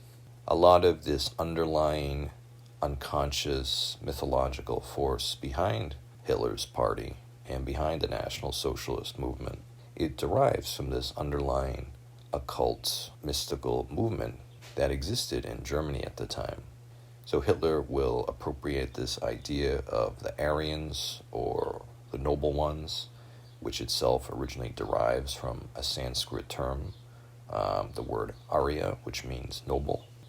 And then his movement will also adopt this kind of racial mythology, this idea from Helena Blavatsky and other figures that the Aryans emigrated from Atlantis or Lemuria or one of these fantastical places, and that as the noble race, they appear throughout history as the significant figures of the past, and that this race that they belong to is in conflict with the Jews and the Slavs and other races. So in 1923, Hitler will attempt to emulate Mussolini. And just as Mussolini did the March on Rome, Hitler and his supporters will attempt what's called the Beer Hall Putsch. A putsch is a term which means a coup attempt, an attempt to overthrow the government.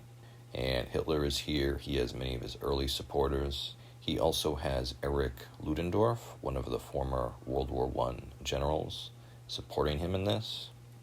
And in the south, in Bavaria, Bavaria was one of the most conservative states in Germany. And so what Hitler and the Nazis attempt to do is they try to take over the Bavarian government and hold several officials hostage. And the plan here, the idea, I suppose, that they were aspiring for is if they could take control of Bavaria, solidify their hold over it, this might inspire other rightists throughout Germany. And it's possible that this could inspire the Weimar Republic to be overthrown, the government to collapse, and them to rise in politics. And this is probably a very naive idea, a very unrealistic idea, a very wrong assessment of the culture and the national consciousness of Germany at the time. And the crucial event is that the Bavarian police decide to stand against the coup attempt, and there's a shootout, and they attempt to suppress, and they do suppress, Hitler and the Nazis in the streets. And after this, several Nazis are killed. Hitler and many of his other supporters are arrested and thrown in prison. However, when they go to have their trial, Hitler defends himself in front of the judge. And many people on the political right were sympathetic with Hitler. The Weimar government is extremely unpopular, and so the judge sentences him, but he gives Hitler a mild punishment. So Hitler is sentenced to Landsberg prison, and while he's there, he has visitors and supporters who come to see him, and in particular, he has a supporter, Rudolf Hess, who will spend a lot of time with him. And to Hess, Hitler will dictate what will turn into his book, which is called Mein Kampf, or My Struggle. And Mein Kampf is partly an autobiography. It tells a story of Hitler's life. It talks about his politics. It talks about his belief system. It talks about his vision for Germany and his ideas about foreign policy. If you've ever read it or attempted to read it, and it is banned in some countries like Germany, it's a very long-winded, circuitous, and poorly edited book. You can definitely see how it arises out of public speaking. You can unravel the certain threads, the certain themes, which Hitler will circle around to again and again. And one of the tropes in Nazi Germany is later everyone will be expected to buy and own this book, but frequently it would be on the shelf and very few people would actually read it.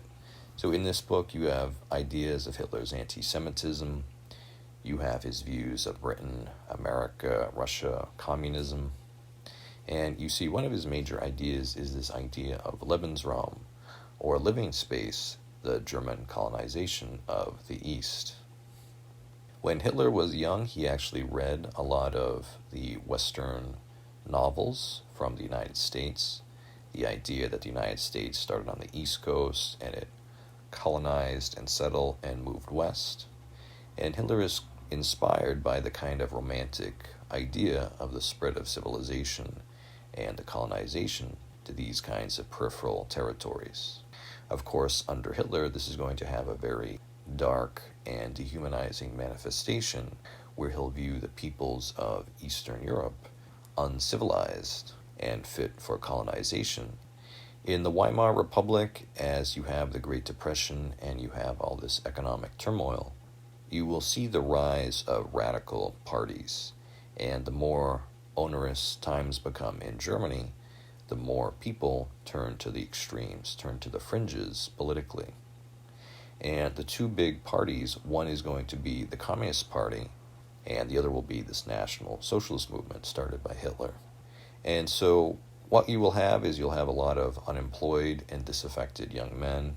You'll have a lot of former soldiers from the war as well. And without work, many will join these kinds of paramilitary organizations. So similar to Mussolini's black shirts in Italy, the Nazi movement will have this group called the Brown Shirts, or the SA. And they're going to be led by this figure, Ernst Röhm. And they'll serve as street thugs and enforcers and political agitators for Hitler. So Hitler is going to develop this inner circle of essential supporters. And we'll see them early in Hitler's career as he's rising to power, and then they'll play essential roles in Hitler's government once he is in power.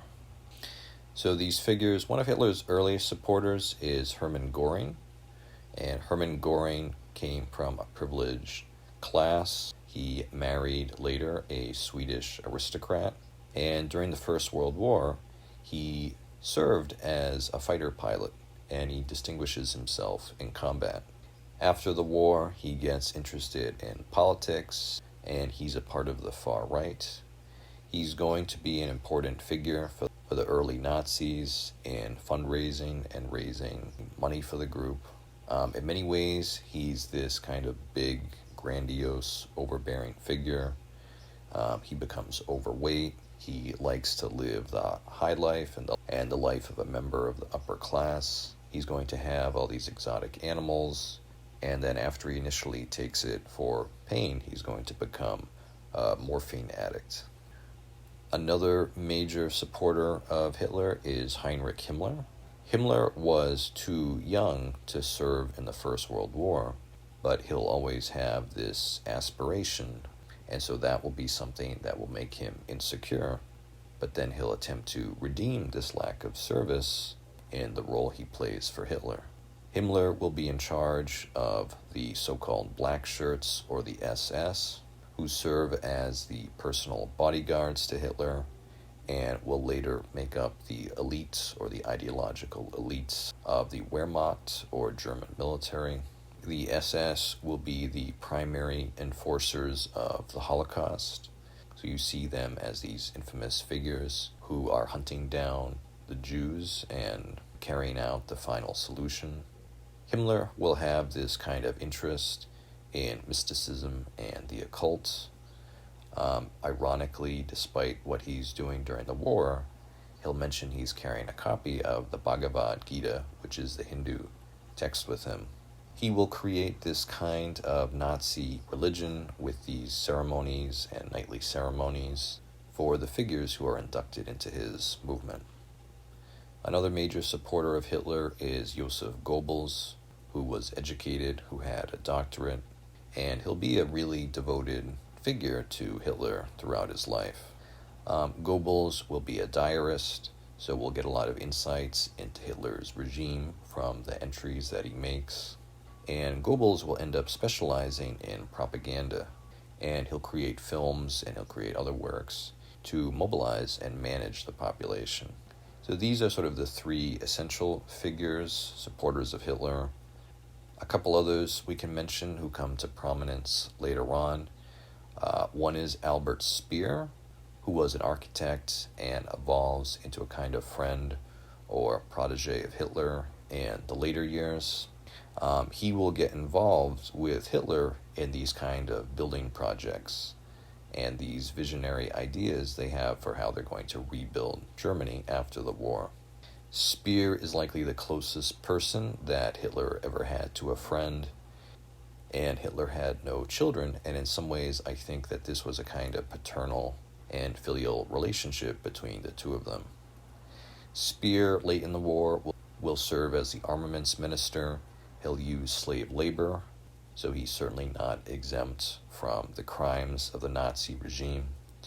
He'll serve a long time in prison after he's sentenced at the Nuremberg Trials, but he will not be put to death. And he's called the so-called Nazi who said sorry, who at the Nuremberg Trials recognizes the crimes of the regime and tries to acknowledge the right thing morally. And then a final figure who comes to prominence later on is Martin Bormann, who serves as Hitler's secretary. And Bormann will have his own political influence with this role, and he'll be this figure you have to navigate if you want to interact with or influence Hitler. So the Weimar Republic during the interwar period, as we said, will have this kind of multi-party system. Each party would have representatives in the Reichstag or parliament, and these parties would need to form coalitions in order to pass laws and to govern. And so what develops in the Reichstag are these alliances of either the left or the right attempting to create majorities to govern Germany. As we said, the largest party in Germany was traditionally the Social Democrats, and as we said before, the Nazis are going to be this hybrid, or at least attempt to present themselves as this hybrid of the nationalism of the right and the socialism of the left, attempting to have this wide appeal. As we said, and if you look at some of the elections, you can see the evidence of this. The Nazis and the other fringe parties like the communists would do well in times of crisis, in times were hard in Germany, And then when the internal situation improved, or when the economy improved, the public would then gravitate back to the mainstream parties. When the Nazis are in the legislature and when they're out of power, they will be obstructionist, and they will block any attempts by the existing parties to pass laws.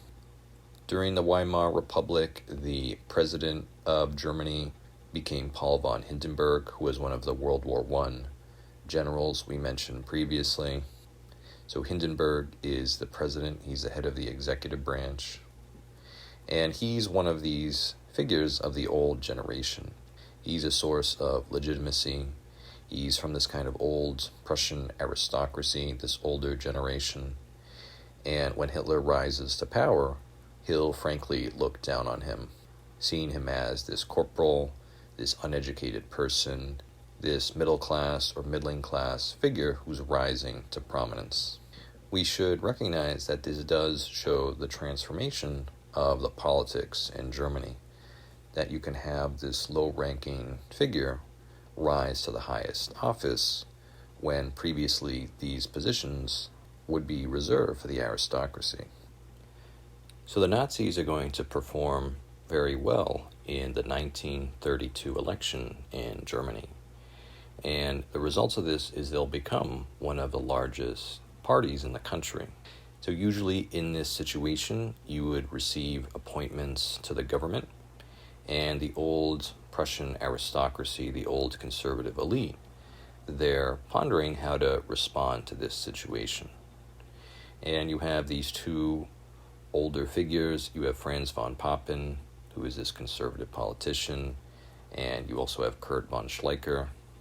And the initial idea is to offer Hitler the vice-chancellorship, while the old aristocracy will retain the senior positions, and then use this situation to kind of manage or control Hitler.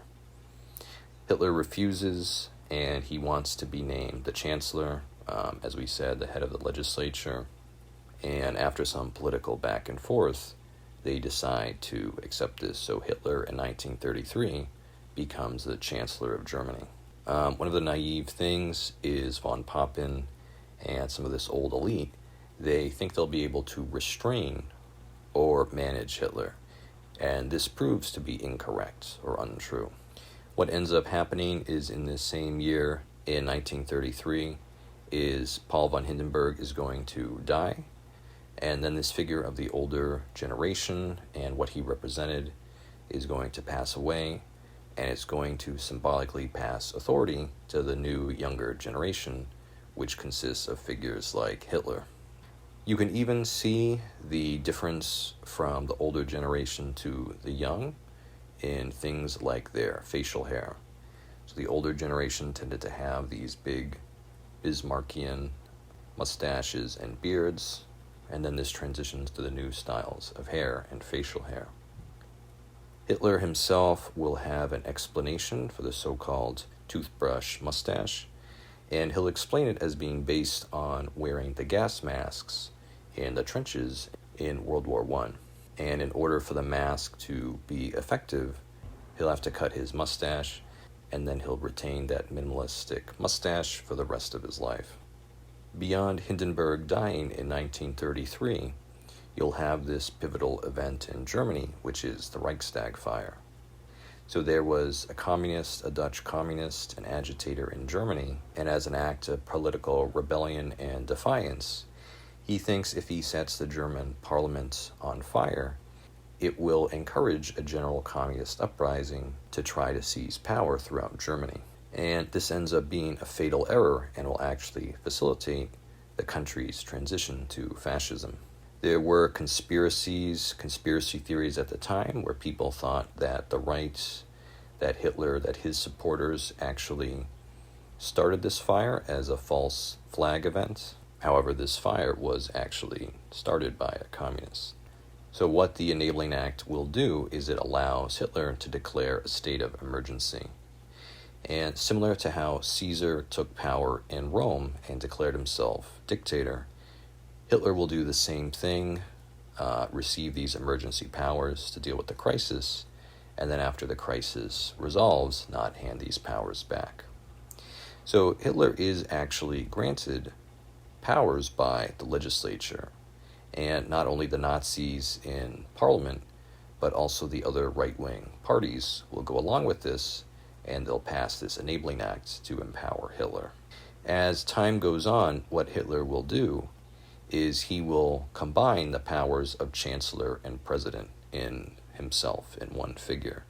And then he will name himself the Führer, or leader of Germany. And then this title will recall Mussolini in Italy, who calls himself the Duce. So after the Reichstag fire and the passing of the Enabling Acts, the Nazis declare this state of emergency in society.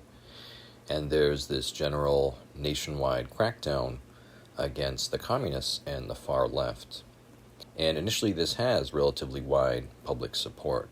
But then as time goes on, the crackdown will extend and it will apply to more and more groups, and gradually the Nazis will outlaw all the opposing political parties, beginning with the communists and then proceeding through the list, until they are the only legal political party left in Germany.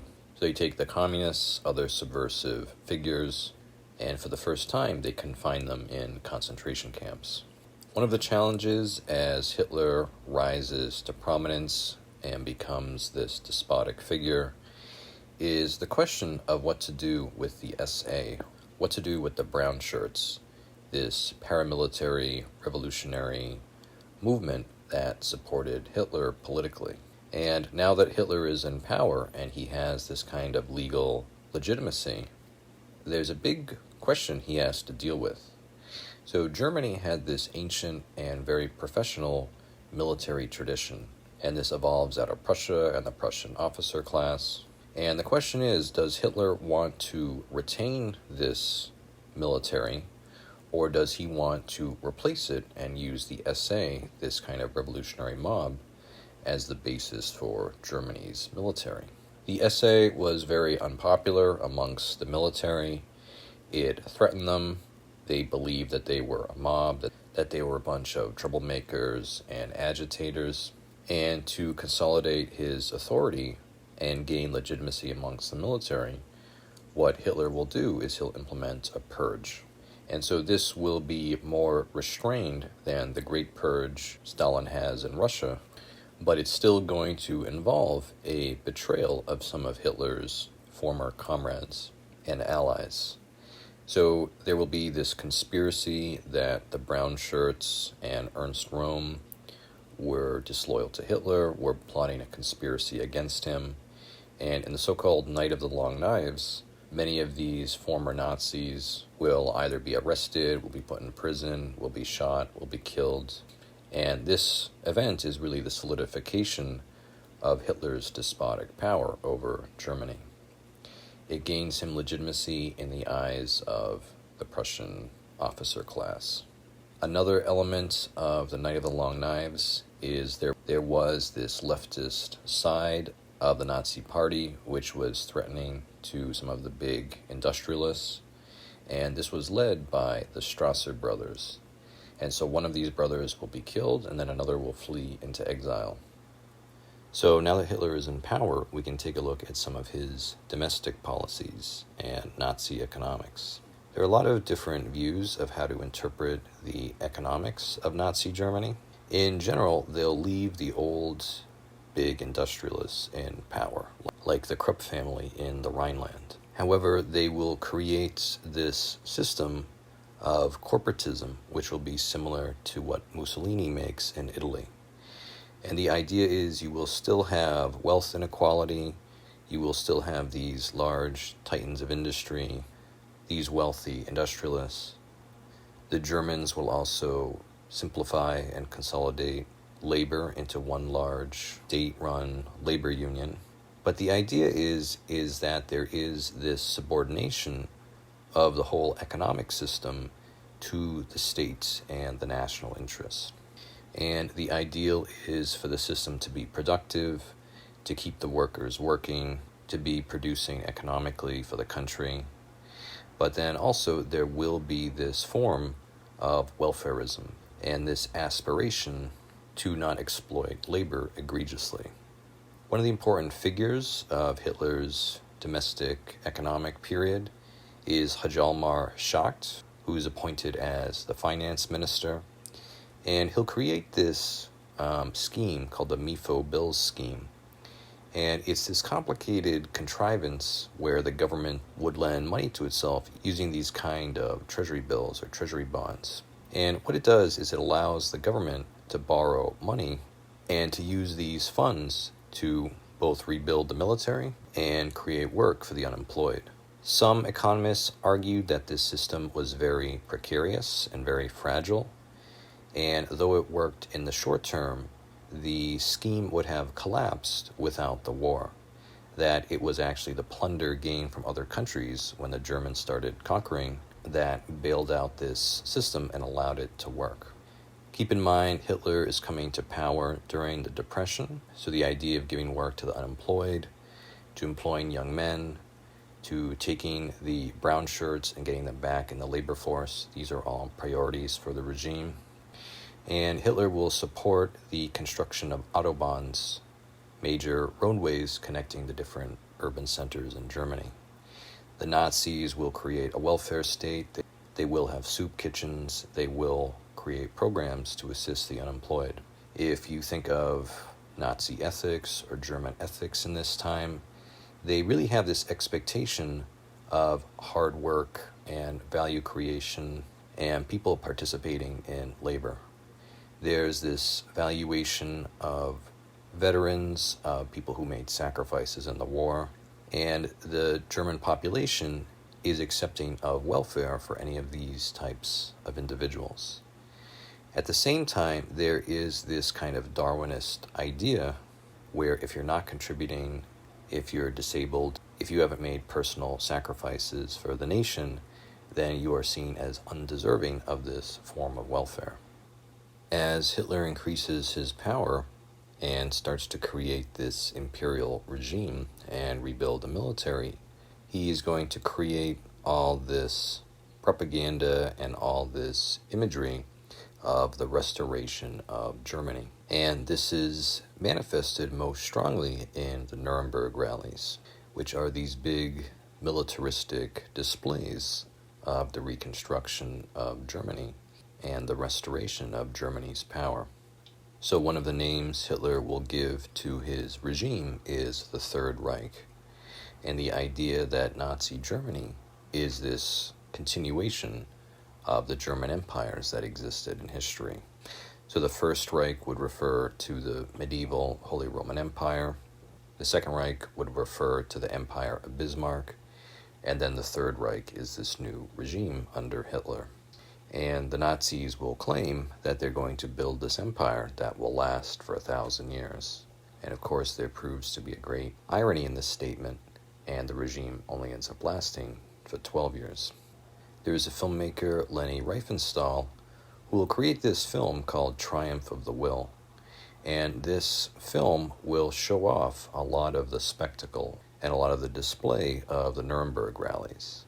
Later on, in 1936, there will be the Berlin Olympics, and the Olympics become an opportunity for the Nazis to show off their transformation of Germany.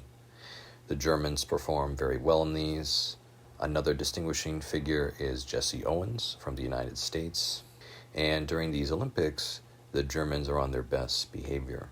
So they pull back a lot of the rabid anti-Semitism, a lot of the things that might alienate or upset visitors who come to Germany during this time. Over time, the Nazi Party will become this kind of octopus, which will sink its tentacles into every aspect of German society. Hitler will have the military take the Hitler Oath, which is this oath of personal loyalty, specifically to him. And then another group that will be created is the Hitler Youth. And so young people will be indoctrinated and brought into the Nazi ideology from a young age. If we turn to the Hitler regime's treatment of the Jews, we can talk a bit about anti-Semitism. So this term refers to prejudice or hostility against the Jews, and it's existed throughout European history in various forms. Historically, there was anti-Semitism in the Christian world. The Jews were blamed for the death of Christ in the Bible. Europeans, Christians, were suspicious of them for not joining the mainline religion. Some of the major anti-Semitic events in Europe's history include the Dreyfus Affair in France and the pogroms that happened in Russia. One of the sanctuaries for the Jews dating back to the Middle Ages was Poland, where the King of Poland famously invited and gave sanctuary to the Jews who had been expelled throughout Europe. Germany's Jews and Central European Jews are called the Ashkenazi, and they actually developed their own language, which is a hybrid of Hebrew and German, which is called Yiddish. There is some precedent of anti-Semitism in Germany, which dates back to Martin Luther and the Protestants, with Luther even writing a tract that is hostile to the Jews. So throughout history, the Jews have been used as a scapegoat. They've been blamed and accused whenever there are issues. And at the end of World War I, they become scapegoated and blamed in the so-called stabbed in the back legend. And it was this idea that when World War I ended, the German military was still in France. They had not been defeated on the battlefields. And it was the Jewish and liberal politicians back at home who sold Germany out and agreed to surrender to the Western Allies. And they did this prematurely before Germany had been fully beaten in the war.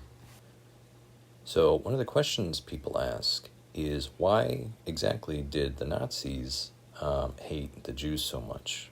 And we can unpack this in a couple different ways. First, as we mentioned, is this idea of the stabbed in the back legend. The idea in general that the Jews were this subversive or disloyal element in Germany. It was motivated by resentment and jealousy. Many of the professional classes, jobs like doctors and professors, many of these jobs were dominated by Jews. So there was this perception that they were taking work and employment away from Germans. If you look at a list of the major communist leaders in Germany, many of them were Jewish. And so this leads to the association in Germany and in other fascist powers that Judaism and communism were related. And then Marx himself was also Jewish. Related to this is that journalism and media was also filled with many Jewish writers and journalists, and the anti-Semitic perception here was that these roles were used to undermine the state and were politically subversive. One of the policies that will be implemented in Germany are the Nuremberg race laws. And so these will categorize people not based on religion, but based on ethnicity. And these will impose restrictions on marriage, restrictions on work, access to different locations. And the goal of them is to make life so uncomfortable for the Jews and for other minority groups that they emigrate or leave Nazi Germany. One of the most important events for the rise of anti-Semitism in Germany is the Kristallnacht, or the Night of Broken Glass, in 1938. And what happened that instigated this was there was a German citizen who was killed by a Jewish partisan. And this event becomes a trigger for a nationwide pogrom against the Jews. And so this was organized by Goebbels. It had the tacit backing of the state. And throughout Germany, synagogues were defaced, Jewish businesses were broken into, people were assaulted, people were injured, people were killed. And the purpose was a nationwide intimidation of its Jewish population. And it was a way of signaling to the Jews that you're not welcome here and you're not wanted here. And so this was a very hateful, very prejudicial event in German history. So these events like the Kristallnacht do work, and they do alienate large numbers of the Jewish population in Germany. And many Jews will attempt to emigrate or leave the country. One of the problems is if they emigrate to other European countries, for example, if they go to the Netherlands or France or Denmark, as the Germans begin their conquest of Europe and begin taking over these places, the Jews will be outside of Germany, but now the Germans will occupy a new country where they've moved to. There is this famous event, it's called the St. Louis, and it's a ship in which German Jews try to emigrate. So they go across the Atlantic, they apply for sanctuary in Cuba, the US, and Canada, and they're rejected. And they're forced to return back to Europe. And so the Nazis, they'll use this in their propaganda and say, look, even these other countries, even the United States, they're not welcoming of the Jews. And one of the ways you can put this into context is to remember that this is happening in the era of the Depression and all this economic turmoil in the world. And a lot of these countries that are struggling with employing their own native populations are averse to receiving immigrants in general during this time. Over time, the situation for the Jews will become more and more dehumanizing. The Germans will create propaganda that will dehumanize them, that will villainize them. They'll be ostracized from society, and they'll be forced to wear a symbol marking them out called the yellow star. Previously, we mentioned that there was this idea of Zionism, that Theodor Herzl, who was Jewish in the 1800s, devised this idea that the Jews return to Israel and create their own ethnic state. Throughout the 1800s and 1900s, often in response to anti-Semitism, there were these different ideas, proposals for creating a Jewish state. One of these actually still exists today, and in eastern Russia on the border with Manchuria, there's actually the Jewish Oblast, which was initially created as a state in Russia for the Jews. We mentioned the British in Palestine and the Balfour Declaration. There were a number of other less developed ideas, and one of the ideas of the German Office for Immigration was this idea called the Madagascar Plan. And the idea was if the Germans occupied France, they'd take control of this island off the coast of Africa, and they would compel the Jews to emigrate there. After the experience of trench warfare and the trauma of World War I, there is a lot of innovation, especially in Germany, in the world of the military. And the question, if there ever is another war, how can we avoid the type of static and destructive and bloody war that we fought in the First World War? So one of the major figures, one of the major military minds during this interwar period leading into the Second World War is Heinz Guderian, and he usually receives the most credit for devising this idea of the blitzkrieg. The term itself means lightning war, and it tried to utilize mobility and the new military technologies which have developed to create a new form of war. So one of the things we mentioned previously is that in the First World War, you first have tanks and you have aircraft being used in warfare. And so one of the questions when you first have armor on the battlefield is how do you use them? And in armies like the French, for example, what they would do is they would disperse their tanks with the infantry. So one of Guderian's innovations is the idea, what if we take all the tanks and unify them in a single army, and we create a panzer army? And then what if we use this concentrated force of tanks to attack a specific position in the enemy line and use it effectively to punch a hole in their front line? And then once this hole or penetration is made, then you take advantage of speed and maneuver to rapidly advance through this and outflank your enemy. So especially in Western Europe and in Poland, where the geography is open, where you have these urban centers, where you have this flat terrain, this strategy will work very effectively. So the Germans will use this tactic to rapidly outmaneuver, to surround, to outflank, and encircle their enemies. And it will cause these massive surrenders and the Germans rapidly taking these government centers that will cause these countries to quickly collapse. In addition, the blitzkrieg will make use of close air support or dive bombers to support the armor. It will make use of mobilized or mechanized infantry. And when it was executed effectively, it would be a style of war that actually resulted in relatively few casualties, both for the Germans and also for their adversaries. The blitzkrieg results in lots of prisoners of war, lots of POWs, and as we mentioned, if these Western European countries collapse quickly to it, the states surrender and they become occupied rapidly by Germany. The blitzkrieg still has an influence on history.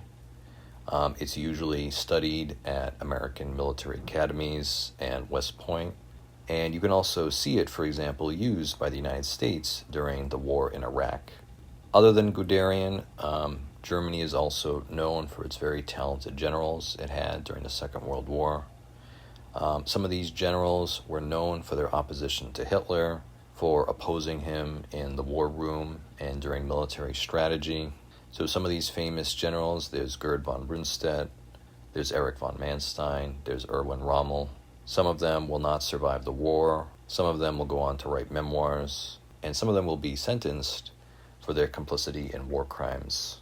Some of these figures, if they were friendly with the Americans at the end of the war, tended to get off or were more able to get off and retire. And sometimes they would be accused of whitewashing or diminishing their role, supporting a fascist power in the war. And then Heinz Guderian, he would write a memoir, he would write Panzer Leader, about his accounts during the war. Some of the events in the late interwar period and the period leading up to the Second World War. One is the French will construct a series of defenses at Alsace-Lorraine, and this is called the Maginot Line. And so the French adopt this very defensive style of war, and they prepare for war with the Germans. One crucial decision is the French do not extend the Maginot Line through Belgium or extend it across the border neighboring Belgium.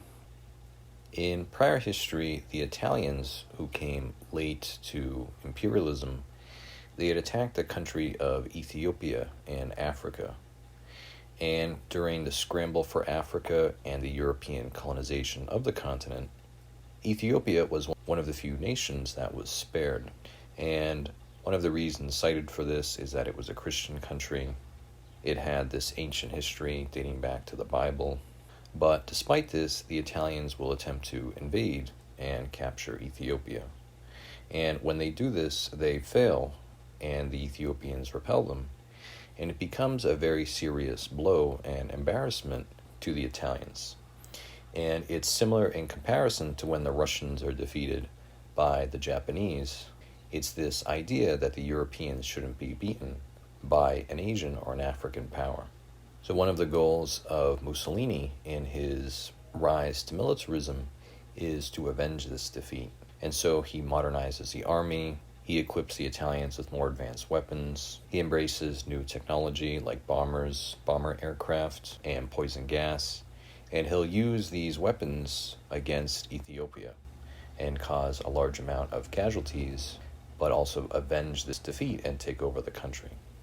And just as Britain had India, which conferred the title of emperor or empress, you have the German Empire and you have the Austrian Empire. Now, Italy will be more than just a kingdom, but then it will also gain this prestigious title for its monarch of the Emperor of Ethiopia. One of the major figures this time is Haile Selassie, who is the Emperor of Ethiopia, and he'll make an appeal to the League of Nations, which was created after the First World War.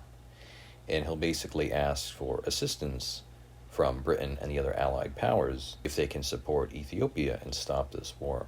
The other powers do not do this. They stand by while this war happens.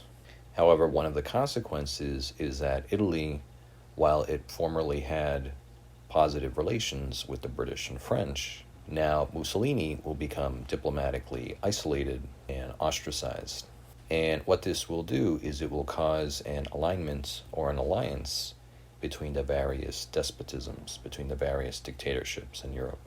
And so instead of this more dynamic system of diplomacy, you have the democratic powers aligning together, and then you have the fascist powers doing the same. One of the prologues to the Second World War will be the civil war that breaks out in Spain, and that will last from 1936 to 1939. And it's going to predict many elements of the Second World War, in that it will be a conflict between the extreme left and the extreme right. Spain had had a fragile stability under its republic, and the rise of the left and socialism in Spain alarmed the more traditionalist and Catholic parts of society. Both Mussolini and Hitler will intervene in this civil war, and they'll use it as a testing ground for the blitzkrieg and the new military tactics which were developing in Europe during this time. Both sides in the Spanish Civil War will conduct themselves brutally, with a number of massacres of civilian populations, and that will predict the war on the Eastern Front between Russia and Germany. The side of the right, the Phalangists, led by Francisco Franco, will ultimately win the Civil War and rule Spain not only through the Second World War, but for many decades afterward as well. This civil war will be so destructive that Spain will be effectively destroyed and forced to rebuild and attempt to heal as a society. And though it will be aligned on the side of the Axis, it will be neutral during the war, the same as Portugal, which at this time also adopted a government of the authoritarian right. Hitler's early foreign policy before the outbreak of the war proves to be very successful and is one of the most significant accomplishments of his legacy. The first thing he does is he rebuilds an army for Germany, and so he breaks the limitations that they're supposed to have under the Treaty of Versailles, and in a sense is kind of calling the bluff of the British and French, trying to say to them and challenge them, we're not going to follow the limited military of the Versailles Treaty, and if you want to try to enforce it, you have to attack us, and you have to compel us to adhere to that. They do not do that. Their societies, of course, have no stomach for that, and the idea of invading an advanced industrial power and trying to enforce those treaty stipulations, it's just not politically possible. This is, as we mentioned before, one of the issues with the Treaty of Versailles. We said that when you sign a peace treaty, you have to either destroy your enemy so they can't build back, or you have to caress them and reintegrate them back into a larger political order. If you leave your enemy intact and strong, and then impose arbitrary restrictions on them, how are you going to force them to follow those once they reconstitute themselves? So the Germans stop paying war reparations. So what Hitler will do once he has this military is embark on these limited territorial acquisitions in the guise of seeking justice in regard to ethnic self-determination for Germany. So we mentioned before that the Treaty of Versailles, it has this principle of ethnic self-determination for everyone except for Germany. And there are all these Germans who live in Austria and the Sudetenland and throughout Eastern Europe who are not a part of the German nation-state. So what will happen is initially Hitler will have this kind of moral authority, and it will seem like he's following the stipulations of the Versailles Order, that he just wants to vindicate the situation for the Germans and get all the Germans into one nation. However, what will happen is he will accomplish these goals, and then he will make this seamless transition into simply a war of conquest. And once he does that, it becomes very obvious to the Allies the true character of Hitler and what his ultimate ambitions are. So one of the first foreign policy actions of Hitler is to reoccupy the Rhineland. So in Western Germany, there is this industrial heartland where most of its iron, steel, and armaments production are concentrated. And one of the stipulations of Versailles was that the Western Rhineland had to be demilitarized, so the German army could not occupy it or garrison it. And because this was such an economic heartland for Germany, it made them very vulnerable in case the Western Allies wanted to interfere or intervene in their politics. And one of the things that happened during the interwar period is there was an interval where the Germans stopped paying the reparations to the French, and France and Belgium went into the Rhineland and used their military to effectively extract labor and extract concessions from the Germans there economically. And then this was an event that provoked a lot of resentment in Germany. When Hitler goes into the Rhineland, the German military is actually relatively weak. And so he's actually gambling here, and he's hoping that the French will stand by and will not send forces in and will not intervene. And he actually gives the order that if there is a military response by the Allies, that the Germans should back down and they should retreat. The Western Allies stand by, they don't do anything. This is technically the German military going into territory that is a constituent part of Germany. And so Hitler accomplishes this, and then reclaiming this sovereign territory is his first of several foreign policy accomplishments. Hitler's next achievement is going to be the Anschluss, or the annexation of Austria. We mentioned that Hitler was himself an Austrian, that he served in the German army during World War I, that he entered politics in Germany. He actually had an interval of time where he was stateless, where he renounced his Austrian citizenship. And then just prior to becoming chancellor, he had an acolyte in Germany who was a supporter who helped to contrive a German citizenship for Hitler. When Hitler first expressed his interest in annexing Austria, Mussolini actually supported the Austrians who wanted to remain independent.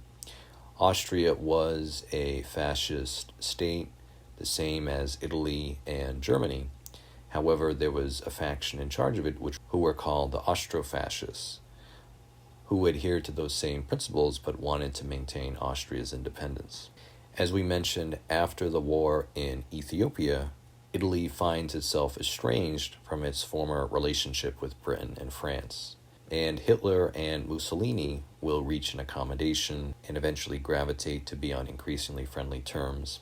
And so the Italians will stand by and they won't intervene when the Germans move to annex Austria. So in Austria, there will be Austrian Nazis who are in favor of unifying with Germany. The Austrians will hold a plebiscite, which is a big nationwide vote over a key issue. So for example, plebiscites, when Napoleon became the Emperor of France, they held a plebiscite. So in this case, it's a national vote to unify with Germany or not. And from what we can tell, it appears that there was a genuine majority voting for annexation into Germany. At the same time, the German military does go into Austria and ensures that this plebiscite will have the outcome that the Germans want. After the war, the Austrians will claim that they're the first victims of Nazi Germany, but at the same time, this was a long-term aspiration of German nationalists and pan-nationalists for centuries. The idea that Austria should be a constituent province in a larger German empire. As we said, Hitler is an Austrian, so this is a very significant accomplishment for that reason. And then we can observe the same thing with some of our other historical figures here. Hitler was an Austrian who ruled over Germany, Stalin was a Georgian who ruled over Russia, and then Napoleon was a Corsican who ruled over France. So there is this interesting pattern, this interesting irony of the origins of some of these historical leaders. So when Hitler has the Anschluss, the Western Allies, they respond in the same way. They stand by. It appears Hitler is just trying to enforce the idea of ethnic self-determination. And then there's this idea in the West, in Britain in particular, perhaps we can make these concessions, allow the Germans to make some alterations territorially, and then we can reconcile with them and reintegrate them back into the international system. In addition, without Italy willing to take action to defend Austria, there isn't much Britain and France can do if they wanted to protect it, or if they wanted to support the country against a German invasion. After the Anschluss, Hitler will move on to the next crisis, which is over the Sudetenland. So one of the countries that was created out of the Treaty of Versailles is Czechoslovakia. And recalling the history of Austria-Hungary, the border territory of today what we call Czechia had a German ethnic majority. This part of the country had more rugged and hilly terrain, and it was important for the Czechs to have if they wanted to maintain their sovereignty. During the interwar period, the French will also come and they'll help to build forts and defenses in this area. So Hitler is becoming more confident at this time, and he's going to make this argument of these are ethnic Germans and they should be a part of Germany. And so this creates a massive international crisis, and he's effectively threatening war to reclaim this territory.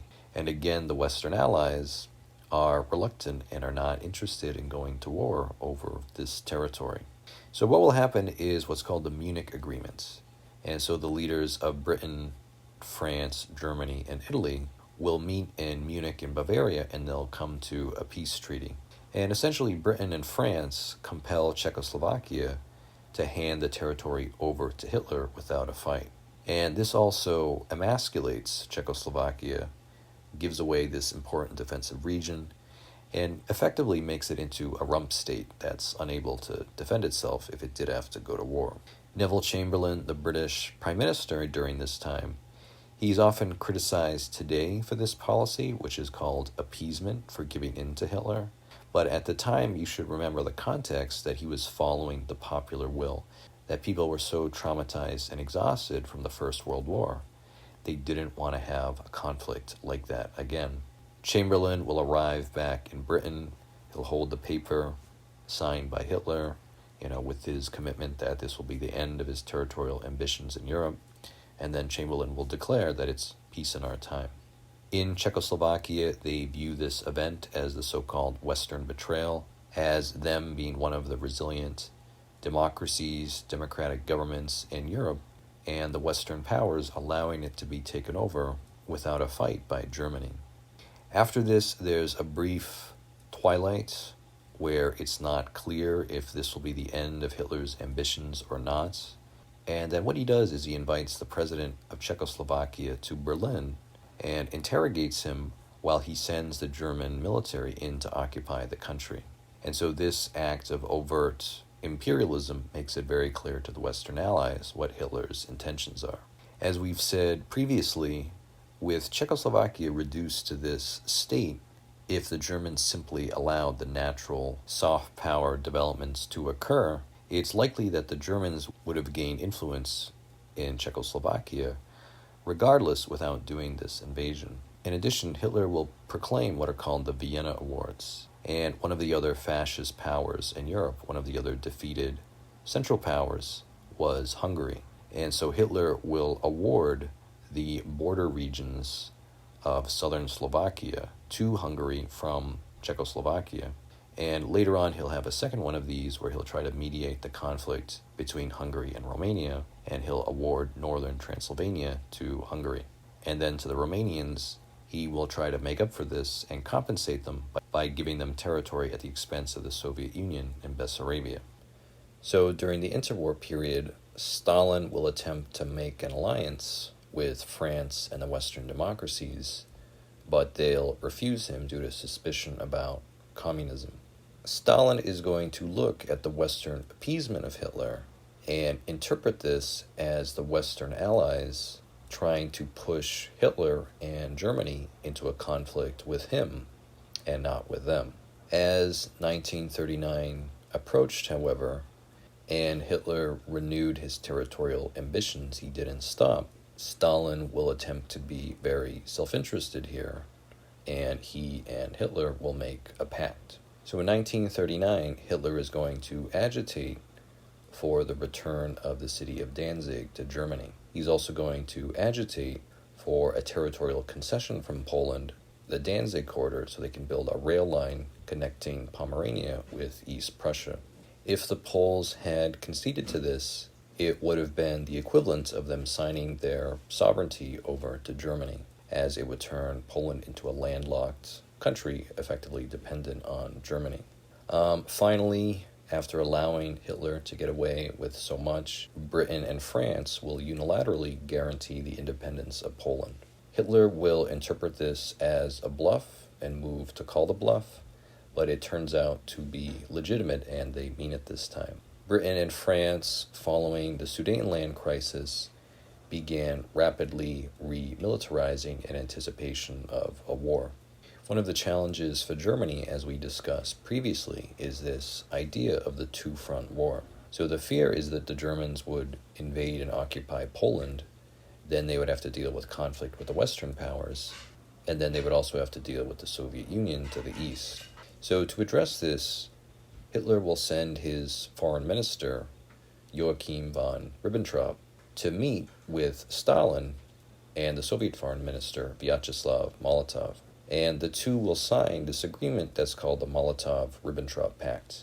And it's one of the surprising, upsetting, shocking, and extraordinary diplomatic events in history. So ideologically, the Soviet Union and Nazi Germany were opposites. They represent the far left and the far right, respectively. And if you look at any Soviet propaganda, it demonized fascism and villainized fascism as exploitative of the working class. And if you read Mein Kampf, Hitler's book, there is this overwhelming antipathy for communism and the far left, and he discusses the inferiority of the Slavs and the Eastern Europeans, and the idea that Germany should invade and colonize Eastern Europe to turn the territory there into Lebensraum. So what's interesting here is that Realpolitik, political realism, is going to be able to overcome the limitations of ideology. And we foreshadowed this, we alluded to this before, how at Versailles the Allies will break up Central Europe into these small states without anticipating what will happen once Germany and Russia rebuild themselves after the war. And so what the two do is they effectively recreate a form of the borders between the German Empire and the Russian Empire as existed previously. And they basically partition Eastern Europe between themselves. The two powers also create an alliance, an agreement to work together. The Soviet Union will provide Germany with resources, and the Germans will provide the Soviets with technology. In addition, Hitler will create an alliance with Mussolini, and we call this the Axis Alliance, and then in the war they're called the Axis powers. And the name of this comes from the idea that Rome and Berlin are on a north-south axis. So if we were to analyze Hitler's foreign policy, one of the assessments historians often make of him is that he had the psychology of a gambler, that he would take these risks over and over again, and he was auspicious and they would work out over and over again. But similar to other figures of history like Napoleon, eventually his luck wore out. And there is this idea of the gambler's fallacy, and this type of figure doesn't quit when they're ahead. If we look at the political map of Germany at several times before the outbreak of war, there are a number of points where Hitler could stop. He could stop after the Anschluss, he could stop after the Sudeten crisis, and simply allow the realities, the territorial changes that he's made, to become accepted in the eyes of the world. So the Second World War will begin in 1939 with the German invasion of Poland. And so the Germans will execute the blitzkrieg against Poland for the first time in an actual war. The Germans will take advantage of the occupation of Czechoslovakia. So Slovakia will have this puppet regime installed, and the German military will invade Poland from effectively all sides.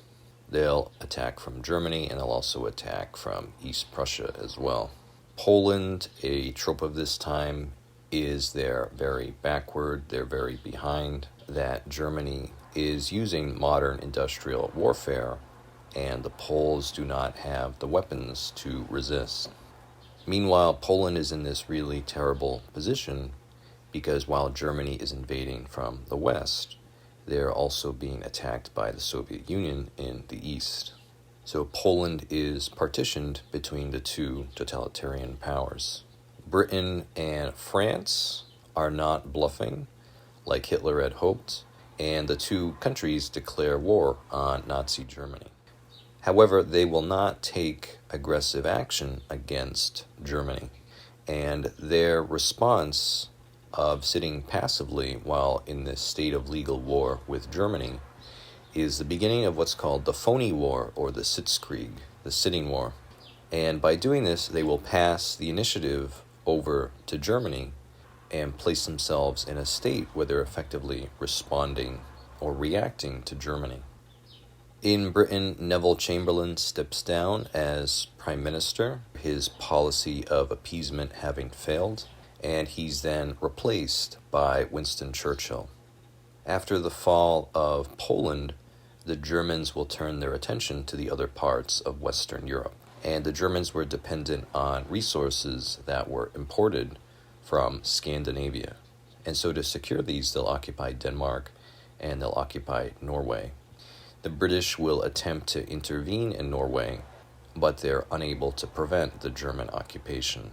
And so by doing this, the Germans will secure their access to iron and other resources from Scandinavia. The Soviets will occupy the Baltic states. They will pressure Romania later for a concession in Bessarabia, and when that happens, that will be one of the events that pushes Romania toward the Axis powers.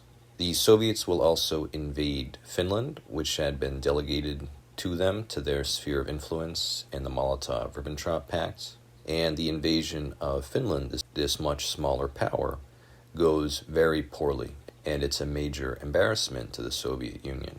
One of the ways to understand the Winter War is the Soviet poor performance is a product of the Great Purge. So as we said, Stalin murders many of the high-ranking officers, and without that leadership and organization, the Red Army is unable to perform in the war.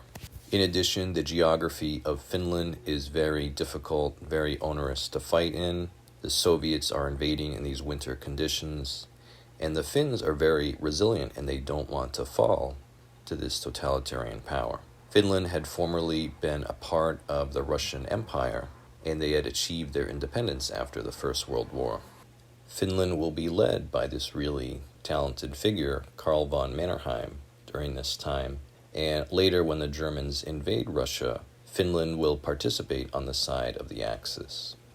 When the Germans see the Soviet performance in the Winter War, it's going to surprise them how weak and incapable they are. And some in Germany will be pondering the Molotov-Ribbentrop Pact and question if it was wise to sign this with the Soviet Union.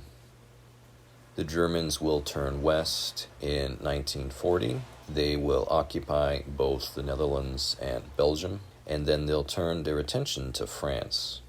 As we mentioned, France built these formidable defenses called the Maginot Line, so the Germans were unable to attack France through these fortifications. So the Germans are pondering what to do and how to avoid a repeat of the First World War. We should also mention that there are two times, one is during the Sudetenland crisis, and the other is around this period, where there was internal dissent against Hitler, and there was conspiring to remove him as leader of the country. However, his successes will cause these conspiracies to dissipate, and he'll solidify his power. So one of the ideas that the Germans have is as they invade Belgium, the Western Allies will want to protect the Belgians, and so they'll go north to repel the German attack. One of the German generals, Erich von Manstein, will go to Hitler and come up with a risky but potentially successful plan. And in Belgium, in the southern part of Belgium, there's this forest called the Ardennes Forest. And the Allies did not defend the borders of this forest because the terrain was perceived to be too difficult for a military to pass through. So Manstein's idea is for the Germans to concentrate their armor, pass through this forest, and as the Allies are going north into Belgium, to flank them and seize the territory that's behind them. So Hitler agrees to this plan, and they execute it. And while there is initially a big traffic jam in the Ardennes of the Germans trying to pass through it, it ends up being a resounding success. And the Germans effectively encircle much of the Allied army as a result of this plan. And what the Allies are forced to do is they're forced to evacuate from this pocket that they're trapped in. So famously, they flee to the port of Dunkirk, and Britain sends as many ships, as many vessels, civilian included, to evacuate the British Expeditionary Force and French allies as well. After this success, the Germans will advance on Paris, the French government will fall, and the country will come under German occupation. So this vindicated Germany's long fight and struggle that they had with France. And as a result of this victory, even people in Germany who didn't like Hitler, who didn't support his regime, this turns many of them around, and Hitler begins to be perceived as this celebrity or this messianic figure in Germany. At this point, he has moved from success to success. Another thing we should recognize is that the blitzkrieg resulted in relatively few casualties. And these enemy countries as well, because of the fast ends to these conflicts, would also suffer relatively few casualties as well. So France, the northern part of the country, is occupied by the Germans, and in the south they establish a collaborationist regime. And we call this Vichy France, out of the city where its government was based out of. And it's going to be led by this old World War I general named Philippe Pétain. The French colonies remain under the Vichy regime and technically will be aligned in this time behind the Axis powers.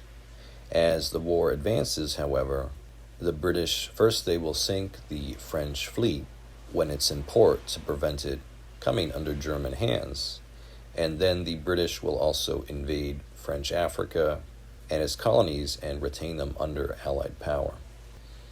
In France, there will be the resistance movement that will attempt to sabotage and undermine the Germans there. At the same time, being a part of the resistance and trying to defy the Germans often resulted in these very brutal punishments and reprisals. One of the questions for these defeated powers is, will Germany win the war, and will we have to accept this and accommodate them? And so the ethical thing for many of these powers is to accept the German occupation, but to not cooperate with a totalitarian regime. Another famous collaborator, another famous figure is Vidkun Quisling in Norway. And many of these figures, when the Germans lose the war, they are disavowed by their countries and viewed as traitors. In addition, many of their collaborations in the Holocaust will also give them these very malign legacies.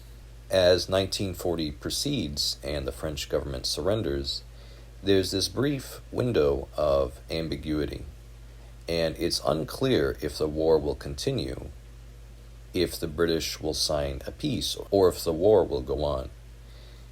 Hitler did have a high respect for the English. He considered them a very civilized, cultured people. The English are a Germanic people, so they're related to the Germans, the same as the Dutch, Danes, and Norwegians.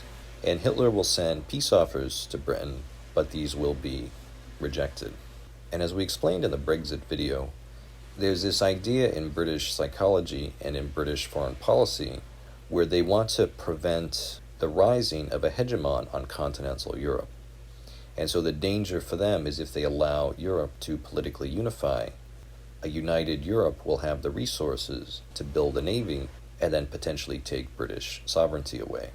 So based on this, other than the ideological differences and the ethical differences, these are the reasons why Britain stays at war with Germany.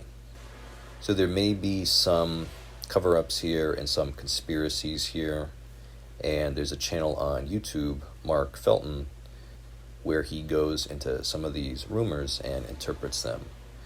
Were some figures in the British leadership seriously considering the peace offers offered by Germany? There was one figure, Edward VIII, who was actually the king, who was asked to abdicate due to his sympathies for Germany. So if there had been a German occupation of England or the British Isles, it's possible that he might have been installed as a pro-German king. So one of the problems for the Germans is that the Royal Navy effectively controls the sea. And while the Germans were so successful on land, they have the same issue as Napoleon, which is they're not able to transport their military to occupy the British Isles. So the Germans have this plan, and it's called Operation Sea Lion, the invasion and occupation of Britain, And Hermann Goering comes to Hitler and proposes a plan of how they could potentially execute this. And the idea was, if the Luftwaffe, the German Air Force, could defeat the British Royal Air Force and achieve air superiority, what they could do is they could then use their air power to suppress the British Navy, and that would allow the Germans to transport an invasion force to occupy Britain. So the Battle of Britain begins, and it's primarily a war in the sky. One of the issues for the German Air Force is it was built primarily to support the land army. So they have many planes which are called close air support. So for example, you have the Stuka dive bombers. And these would work in coordination with the tanks to help breach these holes in the enemy line. So they do have fighter aircraft, but they don't have it in the quantity that you would need to achieve true air power. Winston Churchill will give his great speeches before Parliament to motivate the population against Germany. So he has these famous lines that this is our finest hour, that we'll fight on the beaches. And so he really rouses the British public to fight in this struggle. Initially, the Germans target the air bases and the military sites in Britain. And this strategy is actually working. And so Churchill decides to attempt to provoke Hitler and agitate Hitler, and he authorizes a bombing raid against Berlin, and one which will target civilian populations. And this provocation works, and Hitler shifts and begins attacking civilian centers. So we call this the Blitz, and it's a really horrible escalation of the war, and there will be many civilian casualties as a result of this. The British, they have this famous propaganda poster, which is "Keep calm and carry on," and the British will also develop new technologies such as radar to help them in the war.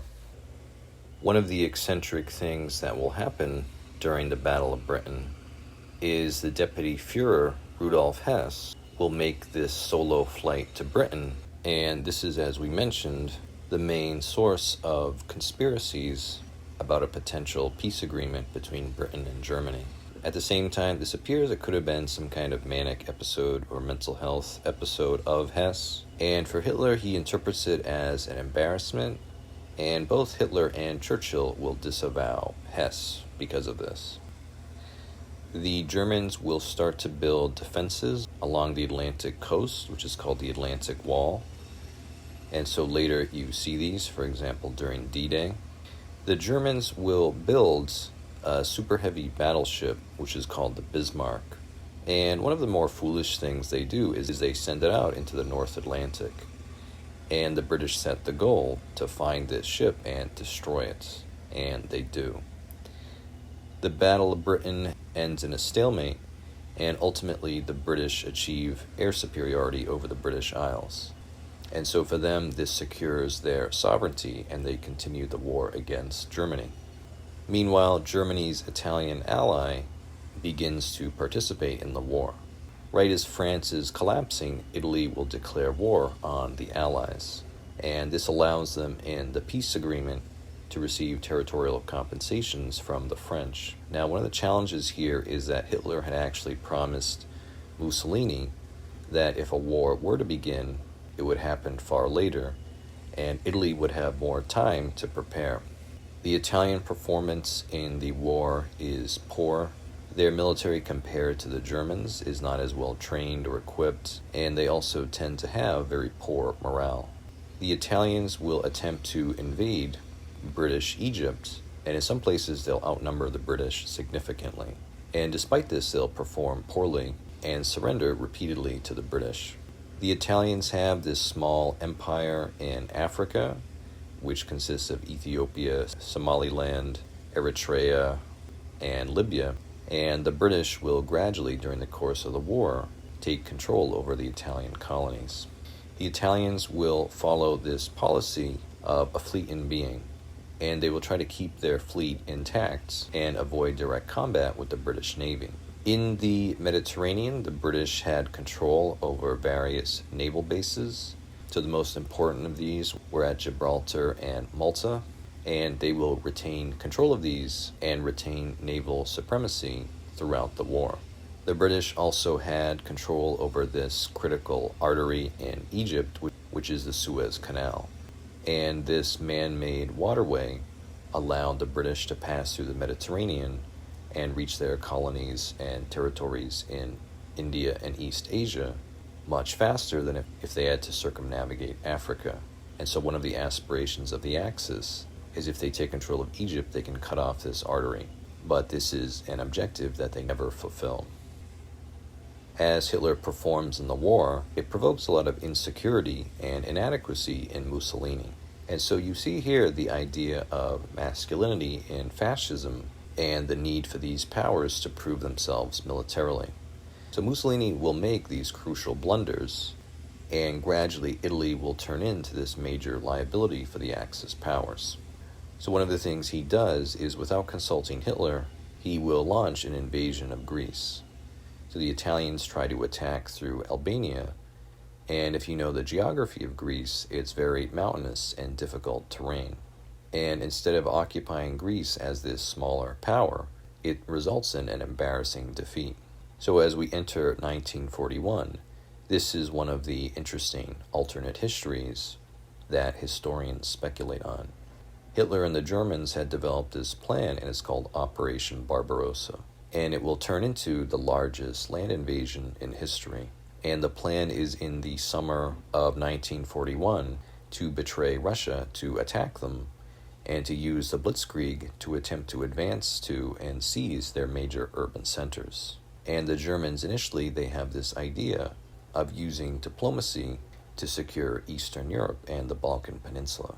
So we mentioned previously the Vienna Awards, which brings Hungary into the Axis powers. We mentioned how the Soviets take Bessarabia, and that brings Romania into the Axis powers. However, now Mussolini has brought Greece into the war, which quickly turns into a British ally. And in Yugoslavia as well, the initially pro-German government is overthrown, so the Germans will invade and they'll occupy Yugoslavia and Greece. They will create an allied fascist power in Croatia, while Serbia itself will be under direct occupation. One of the major uses of paratroopers will also happen during the invasion of Greece, and this is where they will use them to attack the island of Crete. This will involve a lot of casualties, but they will take control of the island from the Greeks. So this having taken a part of 1941, it delays the German invasion, and instead the invasion is executed later in the summer than it originally would have. If we look at some of the developments that are going on within Germany during this time, one is the Kraft durch Freude, or the Strength Through Joy program. And what this was a program that promoted benefits and vacation time to workers. And it's one of the things working class people in Germany were able to do for the first time was take time off and go to places like Italy or Venice on vacation, when formerly this was limited only to the upper class. The Germans will devise the Volkswagen, or the people's car, and they'll promise that they'll manufacture these at scale for the public. The war will get in the way of this, and they will not build that many. And similarly in the US, it's the period after the war in the 1950s where you start to see car production and cars really being manufactured for and purchased by the common public. There were a number of contradictions and ironies in the Nazi belief system. So they have this very dehumanizing, prejudicial view of other groups, of other races. And yet at the same time, they were supporters of anti-smoking.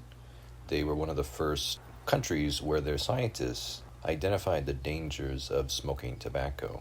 They also passed, for the time, progressive rights for animals and protection against the abuse of animals. A major figure in Germany during this time is Ferdinand Porsche, and not only is he associated with the car that bears his name, but he's associated with some of the German military technology during this time.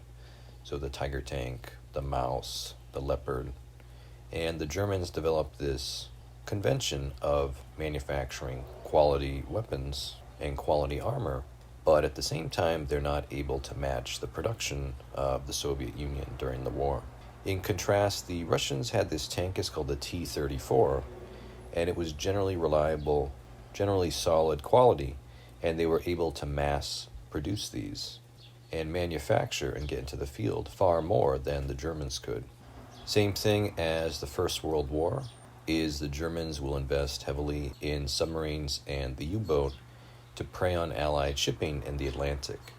And for a time, they're very successful with this. And so these would be organized in so-called wolf packs, and they would try to identify vulnerable ships and supply ships as they're crossing the Atlantic. And at the time, the German Navy, it's led by these two major figures. So you have Erich Raeder and you have Karl Donitz. The Germans will be able to conceal their plans for some time throughout the war, and they use this device, and it's called the Enigma machine. And they become reliant and confident with it. However, as the war proceeds, the British, especially with the contributions of Alan Turing, will break the code and be able to intercept and read all the German orders and German messages that they make using this machine.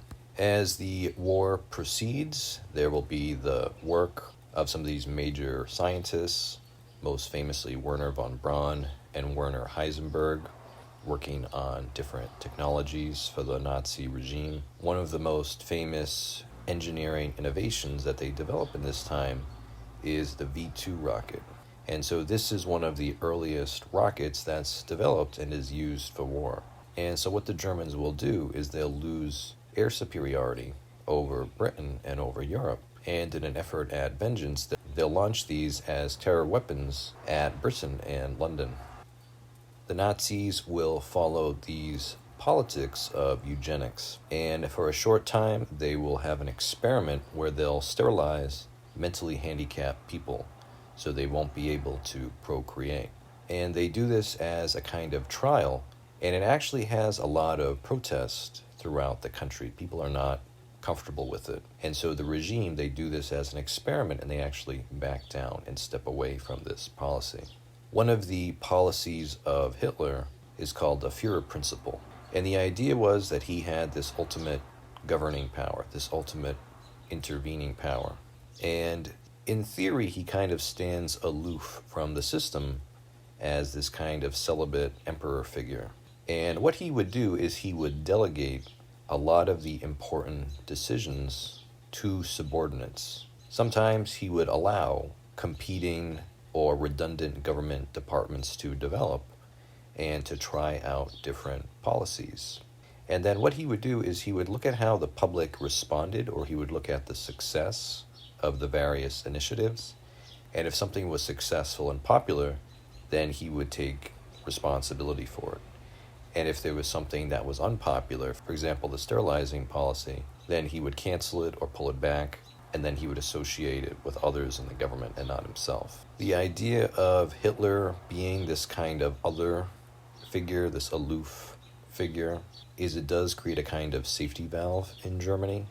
So for example, you might say that the local Nazis in your district are corrupt, but then you would have this safety valve where you would say, if only the Führer knew, if only Hitler knew that the local Nazis were corrupt, or the local Nazis were bad, then Hitler could intervene and correct the situation.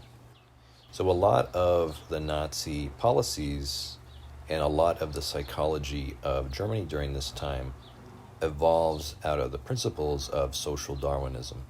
The idea of the fittest and the most capable are the ones who succeed and the ones who survive. And so you see this, for example, when Hitler allows these different redundant government departments to develop. It's sort of an implementation of this principle of who solves the problem better, and then that becomes the official branch of the government in that area. The Nazis are going to implement some of these eugenics ideas, this idea of breeding people for certain specific qualities and traits. They'll implement these physical requirements for the SS, and the expectation is that they should have blonde hair, blue eyes, they should be a certain height. And then the Nazi policy for Eastern Europe is called the Hunger Plan. And the idea is that they'll have this grandiose colonization of Eastern Europe, They will enslave much of the indigenous population, and so they'll subordinate the Jews and the Slavic peoples to their control. The territories of Eastern Europe will be reorganized around homesteads, so they'll be used for farming and agriculture to supply food back to Germany. And then, meanwhile, the indigenous population will be starved, and their population will slowly shrink as eventually the East becomes Germanized. So the Germans had this idea, it's called the Drang nach Osten, the drag to the East, the mythic East. And so there was something in the German psyche, in the German consciousness, that they felt this strong aspiration to colonize and to head into Eastern Europe. So we call a lot of these policies of the Germans, we would call these today natalist programs. And the children who were born in these Eastern European territories, but keep in mind the war ends, so these policies are not really implemented, and certainly not on a large scale. They're called the Lebensborn. So in 1941, during the summer, Hitler is going to launch Operation Barbarossa. And so this is an invasion by the Wehrmacht, the German military, of the Soviet Union. And as we said, it's the largest land invasion in history. At this point, Hitler and the Germans are at the height of their power. They've solidified control effectively over all of continental Europe. They've occupied France, Holland, Poland. They've created alliances with Hungary and Romania and Italy. And then even in Iberia, Portugal and Spain have these authoritarian governments. And so even though they're neutral in the war, they're really friendly with Hitler and the Hitler regime. So only Britain stands defiant against Hitler during this time. And so the Germans are very confident. They've been going from victory to victory.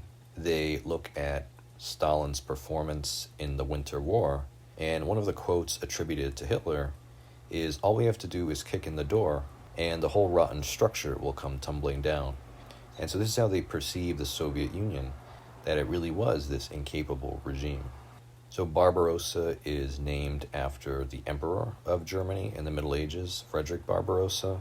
And we mentioned before on a prior video how the name of this operation is recalling this myth of the king will ride out. And you can really see the grandiosity and the kind of aura that they're trying to instill this massive invasion with. So the German blitzkrieg, when unleashed on Russia, is initially extremely effective. The Russian armies are concentrated in the West in many places, and they have poor leadership. There's a lot of disorganization, and the Germans will very rapidly advance and surround and encircle these Soviet armies, and there'll be extremely large numbers of surrenders to the German military. One of the challenges of warfare in Russia is dealing with the cold, dealing with mud, and dealing with the vast distances of the country. One of the commanders of Russian history, who's often alluded to, is so-called General Winter, that any invading force who tries to penetrate Russia has to deal with this very important adversary. And oftentimes, like in the case of Napoleon, an invading force would not be killed by the enemy, but by attrition. When Hitler does this, Churchill addresses the British Parliament, and he'll say, if Hitler invaded hell, I'd at least make a positive reference to the devil in the House of Commons. And this shows the reality of politics, where the enemy of my enemy is my friend. So you have this situation diplomatically, which reverses very quickly. So initially, Germany and the Soviet Union are allied together. They collaborated in the partition of Poland, which Britain was defending. And now Hitler has turned on his ally and invaded them. And so Britain and Russia will now form an alliance to oppose Hitler. One of the questions people ask is, did Stalin plan to attack Germany himself? And this was a speculation that many people had for years about this time period. There's a great historian, Stephen Kotkin, who is a scholar of Stalin and is a great person to listen to for more information about him. And he mentions the opening of the records in the Soviet Union. And from what we can tell from this, Stalin did genuinely want to maintain the alliance. He believed that Hitler would not want to start a two-front war and he had no plans on betraying Hitler and attacking him. Stalin ignored intelligence about the Germans massing on the border and preparing to attack them. And when the invasion begins, Stalin retreats to his dacha, and he's paralyzed and he's in shock. And the betrayal causes him to withdraw and go through a kind of emotional crisis. In consequence, not lead the Soviet Union during this time. During this time, Stalin has this fear that his subordinates are going to have some kind of coup against him because of his paralyzed leadership. But he's instilled so much terror and fear that none of them are willing to do this. They become completely sycophantic. And so Stalin finally comes out of this withdrawal and he makes an appeal to the nation. And it's one of the few times you see Stalin make this kind of humane line or humane appeal. And he'll say, "Comrades, brothers and sisters, I'm addressing you, my friends." And then he goes on to explain the reality of the German invasion to the Soviet people. So if you ever look at charts of where the Germans dedicated their military, most of the war, they are fighting on the Eastern Front. So one of the misperceptions, and I think it comes out of films like Saving Private Ryan, is people don't appreciate that the war is really fought and decided in Russia. If the Soviet Union had collapsed, if the Germans had stabilized their front on the eastern border, then you would have seen a solidification of this kind of Nazi empire in continental Europe. So in Russia, the Second World War will be called the Great Patriotic War. And this name refers to the sacrifices that they'll make in this conflict. Stalin will issue this infamous order, "Not one step back," which will prevent his armies from retreating. And while the Soviets will, in the long term, get away with this policy due to the large, vast population that they have, in the early stages of the war, it's going to lead to disaster. Many Soviet soldiers being killed, many being surrounded or encircled unnecessarily, and captured by the Germans at the start of the war. To put some of the numbers here into perspective, 26 million Russians will die in the war, 7 million Germans, 500,000 Americans, and 500,000 British. So it really illustrates that the Russians, the Soviet Union, made the largest sacrifice in this war. In the East, in Asia, you also have the rising power of Japan, which itself in this era had developed an authoritarian fascist form of government. And Japan had become friendly with Germany and Italy. And together they had formed the Anti-Comintern Pact and the Tripartite Agreement. And it was a loose framework, a loose alliance that the three states would coordinate their interess. At the same time, the vast distances between Japan and Germany will make more cooperation difficult, and the Axis powers will not be able to coordinate their strategy on a global scale. The Japanese in Manchuria will get involved with these border skirmishes with the Soviets. And every time they would have these, the Soviets would defeat them. And this intimidation they feel from the Soviet Union causes the Japanese to, instead of join the war against Russia on the Eastern Front, to instead sign a non-aggression pact with Stalin. And then this pact frees up a lot of Russian soldiers in the Far East, these Siberian elite soldiers, and then these are quickly moved to the Western Front, and they play a key role in helping to stop and push back against the German offensive. Before Barbarossa began, there were logistics experts in Germany, specialists in supply, and these experts looked at the geography of Russia, the distances, and the existing infrastructure, and they stated that the offensive would stop just outside of Moscow. And once the Germans reached that point and that distance, would be right when the capacity for the frontline soldiers to receive supply would become seriously untenable and difficult. And then this prediction ends up becoming correct. The German war planners, once they approach Moscow, have a big debate over whether the city is worth taking or not. And they looked at Napoleon in history, who did capture Moscow, and then expected that the Russians would surrender after this, and they did not. And so there was a big back and forth if even taking the city would result in the collapse of the Soviet Union or not. Moscow was an essential location for government and for the rail lines and transport. The Germans will make an effort to capture the city in the first year, and they'll be repelled. They will make it to Leningrad in the west, the former St. Petersburg, and so that city will be encircled and besieged by the Germans throughout the war. And then ultimately, when the Germans come back for another offensive, their priority will shift, and instead they'll focus in the east on Stalingrad. One of the points that George Orwell puts in his book Animal Farm is he alludes to how Stalin doesn't flee Moscow during the war. And even though in his book he's criticizing Stalinism and exploring how it's a betrayal of the revolution and the socialist principles, he does recognize the personal heroism that Stalin at least stays put and doesn't flee the capital when the Germans are at his doorstep. One of the things about this war on the Eastern Front is the nature of warfare here is very different than it was on the Western Front. The various states in Europe, they would sign these agreements and have these understandings of the rules of war. The idea of how to take prisoners, how to treat prisoners ethically, how a surrender works, rules of battle, rules of combat, etc. Hitler and the Germans will refer to the invasion of Russia as a war of annihilation. So this is a very dark, very material, very nihilistic mode of war. And the idea is that the Slavs are the Untermenschen, the lower people, and the Germans are the Übermenschen, the superior people.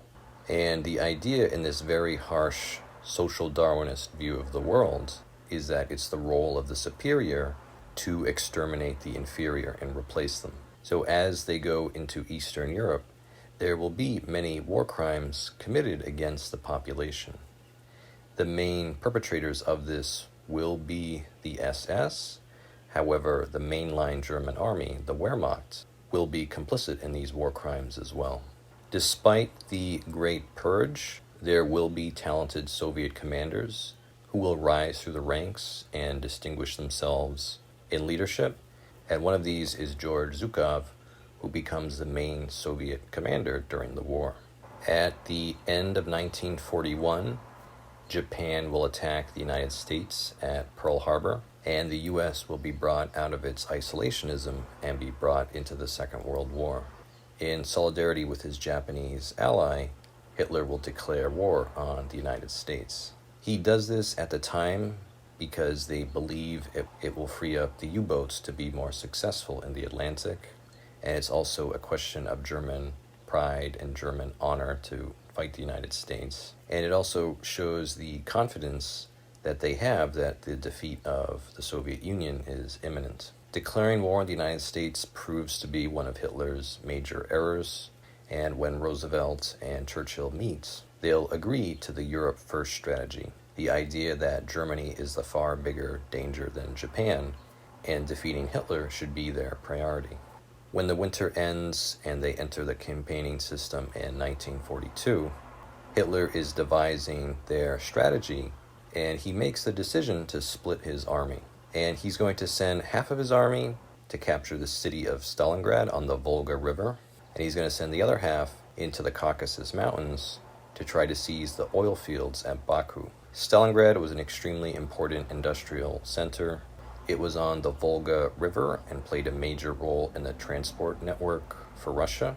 It was one of the major urban centers of the country outside of Moscow and Leningrad, and there's a symbolism of it that this is the city named after Stalin.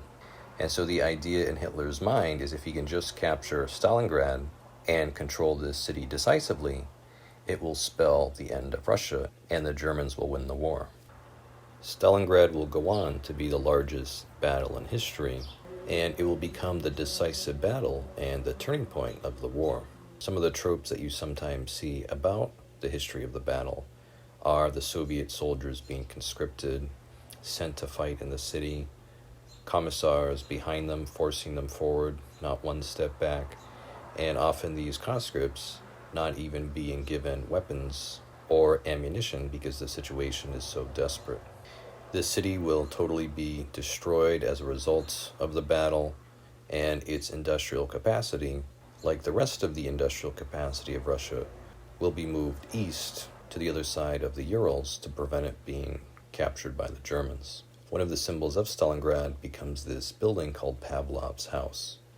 And this house will change many, many times between the two sides during the battle.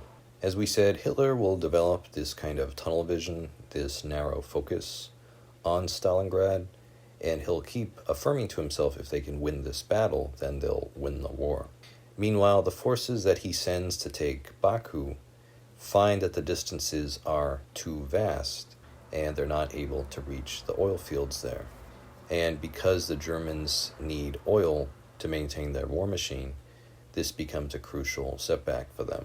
Once the United States is in the war, it will begin to support the Soviets economically and industrially, and they'll provide many weapons, trucks, and other resources that will help them.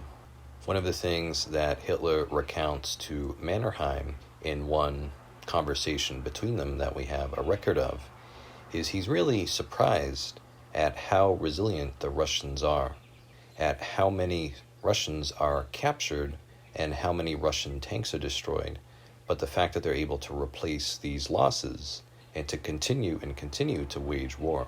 What the Soviets will do is they'll mass forces not to attack Stalingrad itself, but around the flanks of the city.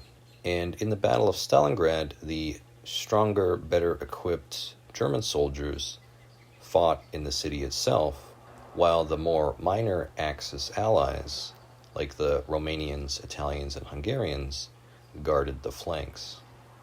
And these minor allies tended to be poorly equipped, not trained as well, and often lacking anti-tank weapons. And so what the Russians will do is they will attack these flanks, the flanks will buckle, and then they will trap the strong German army, the Sixth Army, in Stalingrad itself. At the time, Friedrich Paulus is the commander in charge of the Sixth Army, and he appeals to Hitler for guidance on what he should do. So as they're being surrounded, a wise tactical response to this would be for them to attempt to break out and return to the larger German line. But Hitler developed such tunnel vision on the need to take and hold Stalingrad and on the symbolism of the city that he doesn't allow Paulus to retreat. And Hermann Göring will claim that the Luftwaffe will be able to airdrop in supplies that will sustain them during this encirclement, and this doesn't come through. And Erich von Manstein will claim that he'll come with a panzer army to relieve the city. And the same thing as well, this will also not come true. Hitler will promote Paulus to field marshal, and then perhaps emulating Stalin in this idea of not one step back, Hitler will have the expectation that his army will fight to the death. And he gives Paulus this promotion with the expectation that rather than surrender, he'll commit suicide at the end of the battle. One of the things that Hitler doesn't understand is the condition of the army, that they're unable to do this so-called fight to the death. They have no ammunition, they have no food, they're starving, they're freezing, and when faced with annihilation by the Russians, the Sixth Army instead chooses to surrender. And the loss of this army, as we said, proves to be the turning point of the war. While the Germans are fighting in Russia, the war is continuing elsewhere, namely in North Africa.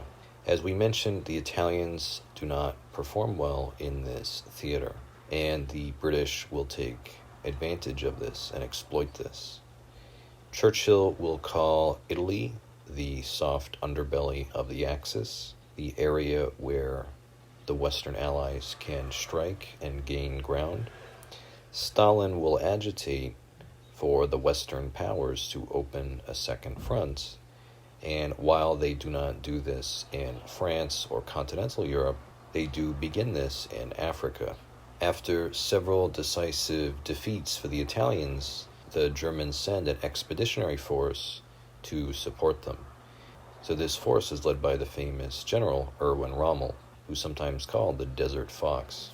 And so he was a very clever general, a very capable general, and he was a master of deception. And a common tactic he would use is he would feign his army being at one location, and then he would withdraw into the desert, and then he would appear behind his enemy and have these kind of surprise attacks. The war in North Africa between the British and the Germans is conducted very differently than the war in Russia. As we said, the war in Eastern Europe is a brutal conflict with war crimes and annihilation. Here in North Africa, the two powers do follow the rules of war. With Rommel, the Axis will attempt an offensive against the British, and they'll advance for a time into Egypt and begin approaching Alexandria. And there will be a battle, it's called the Battle of El Alamein, and this proves to be the decisive conflict in this theater, and it ends the German momentum, and it's the reversal, after which the Axis begin to lose decisively in this theater. The Americans will land in West Africa, in French Morocco and Algeria, and the Vichy soldiers will quickly defect, and these French colonies will join with the Western Allies. Some of the major commanders who distinguished themselves during this time, you have Bernard Montgomery, who's a major British commander. You have George Patton, who was a brash American general, famous offensive general. You have Charles de Gaulle, who's the leader of the Free French. And you have Dwight Eisenhower, who is appointed by Roosevelt to be the supreme commander of the Allied forces. And one of the challenges of Eisenhower is trying to manage all these grand megalomaniacal personalities of his subordinates. So in particular, Montgomery and Patton will have this rivalry and be trying to outdo each other throughout the war. During the war, Hitler had a retreat in the Bavarian Alps called Berchtesgaden, and so this site here called the Berghof would be a place where he and his acolytes would withdraw and discuss politics and construction and these different grandiose visions that they had for the world. So who was invited here to Berchtesgaden was a very small circle of the Nazi elite. It was here at Berchtesgaden where Hitler's mistress, Hitler's girlfriend, Eva Braun, would spend a lot of time with him. Hitler created this image of himself as a bachelor married to Germany. So he tried to keep his relationship with Braun as a secret. Though as we explored in the other video, he will marry Eva Braun at the end of the war. Hitler had always had this aspiration to be an artist, to be an architect, and at Berchtesgaden, he and his protege, Albert Speer, come up with all these grand ideas for construction projects. And they create these visions for how they'll transform Germany after the war. So this is another of the contradictions or paradoxes of Hitler. Why could he not simply have been a builder without also causing all this death and destruction? If we psychoanalyze Hitler, there was something about him where he had this megalomania, where he was convinced of this destiny, this sense that everything had to be accomplished by him in one lifetime. He had these health issues, and in the other video on him, we talked about how his sexuality is actually a source for this kind of insecure psychology. Hitler and Speer, they devised this idea of Germania, which will be the new national capital for the Germans. They plan to build all these large, grandiose monuments, invoking either ancient Rome or structures like the Arc de Triomphe in France. They plan to build the Volkshalle, which will be this massive, immense parliament structure for the German public. They plan to build superhighways going into Eastern Europe, which will be newly colonized. And then, as we said, these highways would lead to the new German agricultural colonies in Eastern Europe. And then many of these farming estates will have either the native populations of Slavs or the Jews as a form of slave labor. One of the ways you can interpret the rise of the extreme prejudice and fanaticism against the Jews is to divide it into two eras. There's the Nazi treatment of the Jews prior to 1941, and then there's the shift into 1941 and after, where it goes from brutal and prejudicial to homicidal. When the Germans invade the Soviet Union, Hitler issues the Commissar Order, and it's this command to the German military: if they see any political commissars of the Soviet Union, they're supposed to be executed on the spot. And this order also extends to Jewish civilian men, who the Germans also interpret as being politically subversive. I took a course in graduate school on the Holocaust, and it was interesting because it unpacked and gave sources for a lot of the development of the Holocaust.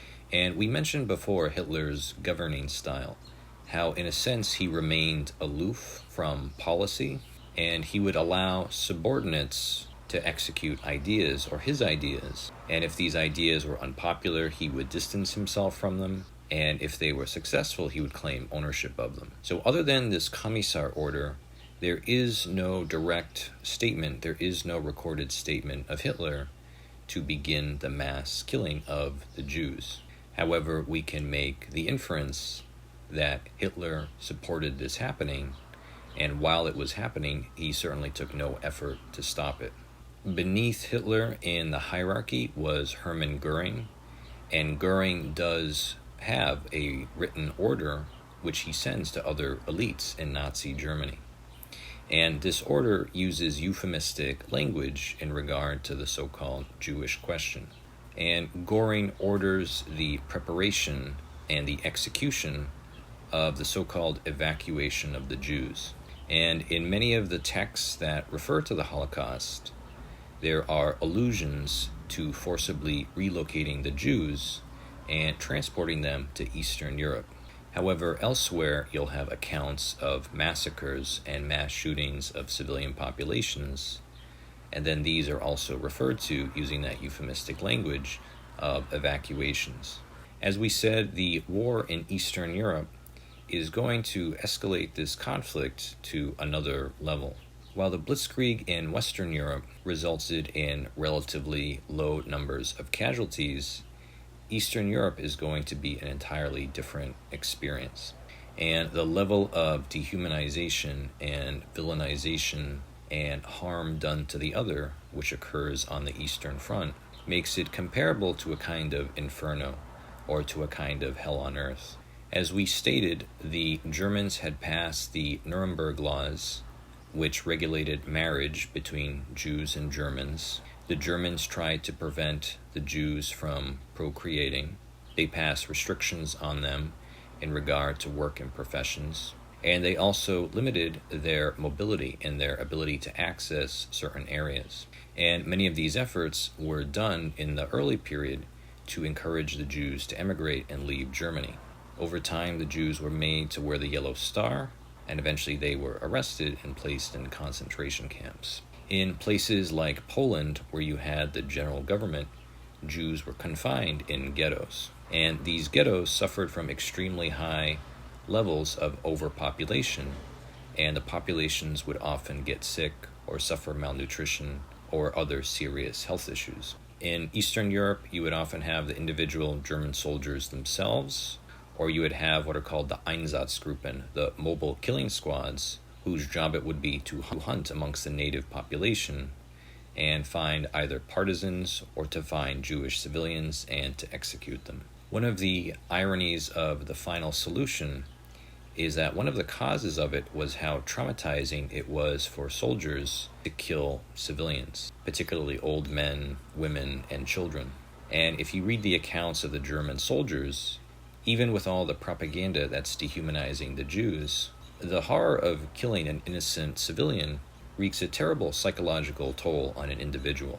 And the soldiers would develop depression, they would develop post-traumatic stress disorder, they would begin drinking, they would develop all these severe mental health issues. And so strangely, it's this response that motivates Himmler and some of the other Nazi elite to try to find another way to execute all these innocent people. After Göring's order about the evacuation of the Jews, members of the Nazi elite meet at the Wannsee Conference. And here there are two of the major figures who are complicit in the Holocaust. One is Reinhard Heydrich, who is sometimes called the Blonde Beast or the Butcher of Prague, and Adolf Eichmann, who is sometimes called the bureaucrat of the Holocaust. And at this meeting, they devise the structure and the logistics of the extermination camps. And they discover this chemical, which was originally a delousing chemical, called Zyklon B. And they discover that they can use this poisonous gas in the gas chambers to execute hundreds of thousands of people and process huge numbers of people being killed each day. So the task for this is delegated to Rudolf Höss, who becomes the commandant of Auschwitz. And so as the war is going on, even though the Germans will need their rail lines and their logistics systems to fight in the war, they will appropriate them instead for this far darker task of murdering all these innocent people on a mass scale. And not only are they targeting Jews, but they're also targeting Slavs, Gypsies, communists, and anyone who was hostile to their regime. While the Germans performed very well in the early war, from 1939 to 1941, the later part of the war, they will stagnate, face reversal, and then defeat. In one account I read, there's an anecdote of a German soldier who was told by his commander that after a certain date, the German army will no longer be able to attack. And he interprets this and realizes that this is a portent that they're going to lose the war. Goebbels will attempt to galvanize the nation, and he'll make a massive appeal and ask if the population is ready for total war. The Germans will attempt a great counterattack using armor, and this will culminate in the Battle of Kursk on the Eastern Front. The Western Allies, as they consolidate in North Africa, will advance on Italy itself. And when they land in Sicily, the Italian government will collapse, Mussolini's regime will be overthrown, and Italy will attempt to defect and change sides in the war.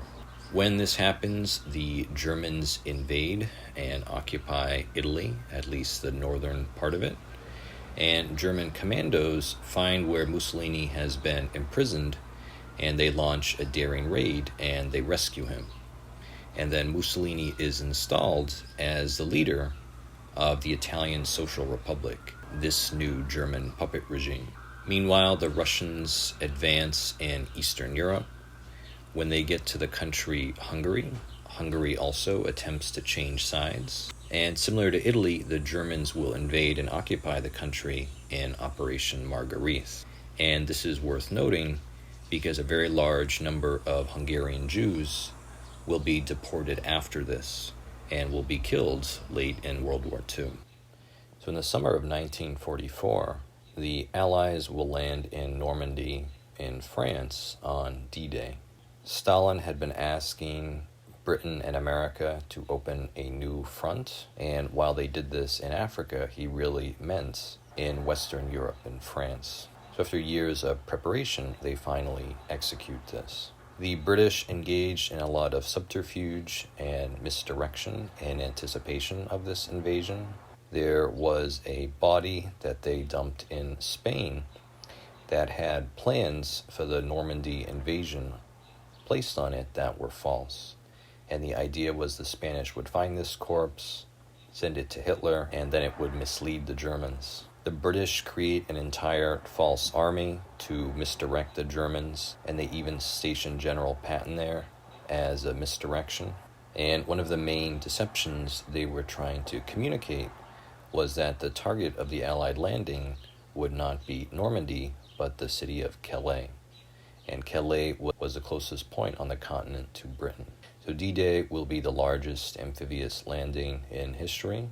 So on D-Day, the Allies are penetrating the Atlantic Wall, and they're facing these really formidable defenses that the Germans have built. One of the failures of the Germans is not responding rapidly enough to the landings. They have armor, they have tanks available, and they should have been dispatched immediately to respond to the Allied landing, but they're delayed. Prior to D-Day, if you were a civilian in Germany, if you were a member of the German public, and you looked at the map and the military situation, you might still hold out the hope that Germany could win the war, or it could fight to some kind of stalemate. Before D-Day, Germany still held most of its conquests in continental Europe. It still controlled territory in the east against Russia, and it still held territory in Italy. After D-Day, it becomes resoundingly clear that Germany is going to lose the war. What's different about the Second World War is that unlike 1918, the Germans will fight to the end. And this is part of the uniqueness of the Nazi ideology and its fanaticism. And this is something we explored in the other video on Hitler, that it's a kind of religion, it's a kind of religious movement. It has this harsh Darwinist view of the universe, and it views Hitler as this messianic figure, and should the movement fail, then by its own logic, the Germans should actually go extinct. And many of the Nazis become so devoted to Hitler and his ideology that they can't imagine living in a world after the defeat of Germany. So those who are the most ideologically committed, many of them take their own lives, and Nazism turns into a kind of suicide cult. The Western Allies, so Churchill from Britain, Roosevelt from America, and Stalin from the Soviet Union, these are usually referred to as the Big Three, the leaders of the major Allied powers presiding over this war against Nazi Germany. As we said, the U.S. provides a lot of support industrially and financially to the other allies, and it serves as this kind of arsenal of democracy, and it supplies many armaments through what was called Lend-Lease. The leaders of the Allied powers will meet at a number of conferences. So there will be the Cairo Conference, Yalta, Tehran, and Potsdam. And at each of these, they are devising what the world will look like after the defeat of the Axis powers. One of the principles they agree upon is the unconditional surrender of the fascist powers, that there will be no ambiguity in their loss of the war, like occurred at the end of World War I. Roosevelt is optimistic when it comes to the Russians, and he hopes truly that as the Red Army liberates some of these countries in Eastern Europe, Stalin will allow free elections. Meanwhile, Churchill and Stalin are really acting like old imperialists, and territorially they agree on a kind of imperialistic division of Europe into two spheres of influence. Late in the war, there is an attempt to assassinate Hitler, and this is led by the disaffected German officer Klaus von Stauffenberg, and it's a bomb plot. And at one of Hitler's many meetings, a bomb is smuggled in with the scheme for it to explode and kill him along with a few of his closest acolytes. Then the idea was that a faction in the German government would seize power and then would negotiate a peace with the Allied powers. The bomb plot fails, but it fundamentally rattles Hitler. And due to this and the poor performance in the war, he will make no public appearances or speeches late in the war. So he's lost his grandiosity, he's lost his sense of being this visionary, this messianic figure. As the Germans become more desperate, they'll turn to the civilian population. And when they begin to draft old men and children into the army, we call this the Volkssturm. And it's very reminiscent of Napoleon after the loss of the Grande Armée. Most of the best soldiers of Germany have already died fighting on the Eastern Front. So the Germans are doing everything they can, trying to find whatever population they can to try to hold out in the war. Some of the last major events late in the war. One is the Allied bombing of the city of Dresden, which causes a lot of civilian casualties. The Germans will go on a dramatic offensive in the west, which is called the Battle of the Bulge, which will fail. And then the penultimate battle of the war is the Battle of Berlin, where the Red Army surrounds and captures the city. There's a great film called Downfall, and it portrays Hitler's experience in the bunker beneath Berlin at the end of the war. And it shows the collapse of his ideology, the collapse of his belief system. It shows how he becomes deeply delusional, how he unravels. And it's a very bleak and dark film, showing the collapse of this regime and everything it aspired for. One of the controversies of the film is some argue that it humanizes Hitler, that it portrays him in some ways too sympathetically, too complexly than he deserves. At the same time, by portraying Hitler in this way, it gives us insight why he was able to seduce a nation and lead it through such a megalomaniacal struggle. So the film ends with a series of suicides. Hitler and his wife Eva, who becomes Eva Hitler, and they get married right at the end of the war. They both take cyanide, and then Hitler also shoots himself in the temple. And then petrol is taken from the cars, and some of Hitler's remaining followers, they take his body into the courtyard and they burn it so it can't be taken by the Allies. Very darkly, Goebbels and his wife also commit suicide at the end of the war in the bunker, and they also poison their children because they don't want their children to live in a post-National Socialist world. While Hitler's in the bunker, most of his allies and supporters betray him and turn on him and attempt to save their own skins now that it's clear they're going to lose the war. So Hermann Göring will make the attempt to seize power from Hitler, and then Hitler will disavow him and strip him of his titles and authority at the end of the war.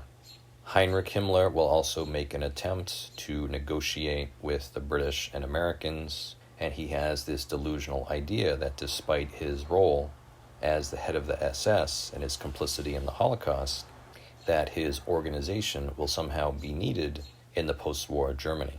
And then finally, Albert Speer, who had been given a scorched earth order by Hitler to devastate the terrain of Germany in the face of the Russian invasion, he also reveals that he has betrayed Hitler and he has not been implementing this plan. The film includes Martin Bormann, who's Hitler's secretary, and Bormann will attempt to escape the bunker and escape Berlin, and we should conclude that he died in his effort to do this at the end of the war.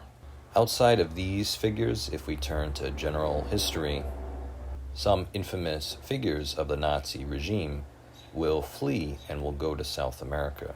So some of the most famous of these are Adolf Eichmann, who we said was the bureaucrat of the Holocaust, and Josef Mengele, who was one of the Nazi doctors who experimented on prisoners. And in South America, in Argentina in particular, there was the regime of Juan Perón, who saw that there were these talented but morally tainted individuals that they could invite to their countries.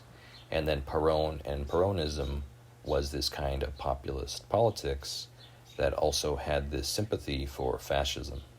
So later on in the 60s, after Israel is formed, Mossad, which is the Israeli Secret Service, will go to South America and they'll capture and kidnap and hunt down a lot of these escaped Nazis.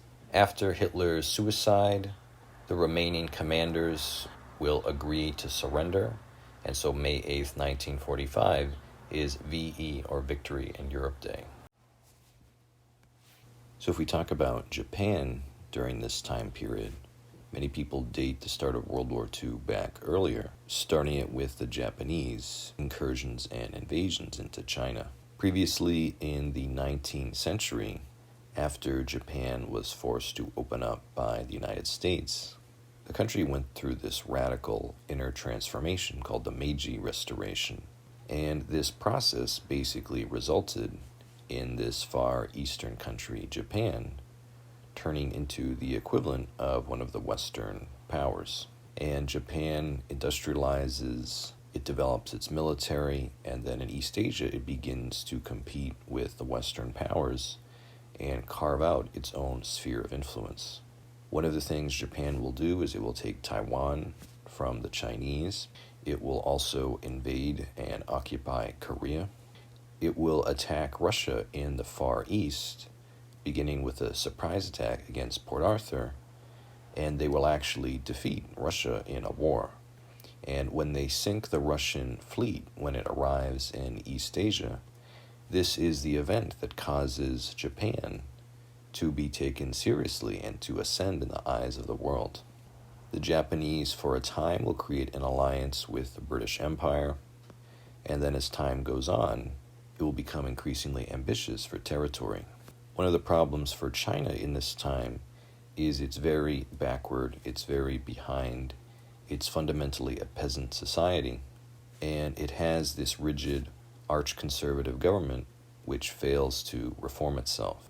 The Chinese Empire will be overthrown. They will have a brief, short-lived republic, and following that, the country will disintegrate and divide into localized regions that we call the warlords. These regions will begin fighting amongst themselves for influence and power, attempting to reunify China. And two major parties, two major factions will distinguish themselves. One we call the nationalists under Chiang Kai-shek, and the other is the communists under Mao Zedong. The Japanese will exploit China's weakness and begin to make territorial incursions into the country. One of Japan's early successes is taking over the northern industrialized region called Manchuria. Japan will also take advantage of its powerful navy and take control over many urban centers and coastal centers of China. The Japanese develop a form of fascism and militarism very similar to that of Germany, and the Japanese come to view themselves as this kind of racial elite compared to the other Asian countries.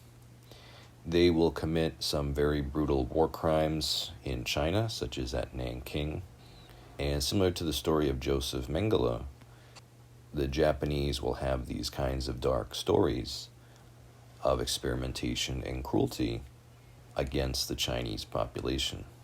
In Japan, one of the issues that they face is that the civilian government loses control over foreign policy. And then you have these two branches of the Japanese military. You have the army on one hand and the navy on the other. And they develop this kind of internal rivalry. And they start doing actions. They start invading and going to war with different countries without civilian oversight. As we mentioned before, there were these incursions against the Soviet Union where the Japanese would be defeated, and so that discourages them from going to war against Russia. As the Japanese become increasingly aggressive in China, the U.S. decides to sanction them economically, and they declare a trade embargo against Japan, and the central thing is they refuse to sell oil to the Japanese. This puts Japan, similar to how Germany had this oil crisis, it puts the Japanese in a difficult situation where they really need this essential resource to maintain everything, to maintain their navy, to maintain their air force. In addition, the Americans control the Philippines, which is this archipelago between them and the rest of Southeast Asia. And there's a vulnerability if the Japanese bypass this, if they want to try to create an empire in the Pacific. So the Japanese will have this famous surprise attack where they'll attack Pearl Harbor at the end of 1941.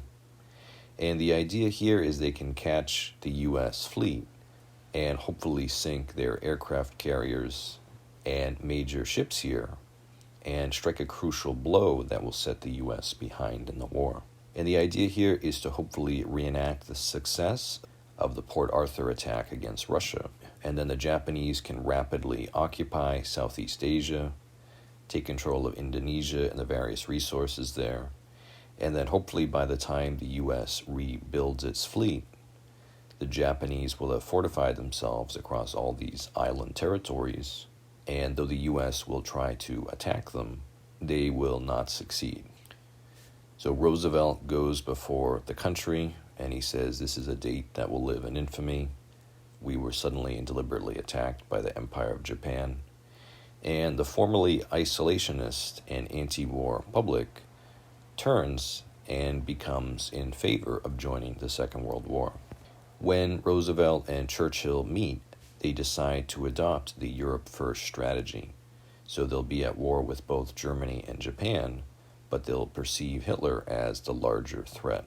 Sometimes this event is called awakening a sleeping giant, and the Japanese in this capacity are naive, and the U.S. production in California alone was able to manufacture more than all of Japan. The Japanese cause a lot of destruction at Pearl Harbor. They anger the American public because it's a surprise attack, it's a dishonorable attack, but they fail to sink the American aircraft carriers, which at the time were out to sea. The Japanese will take over the Philippines.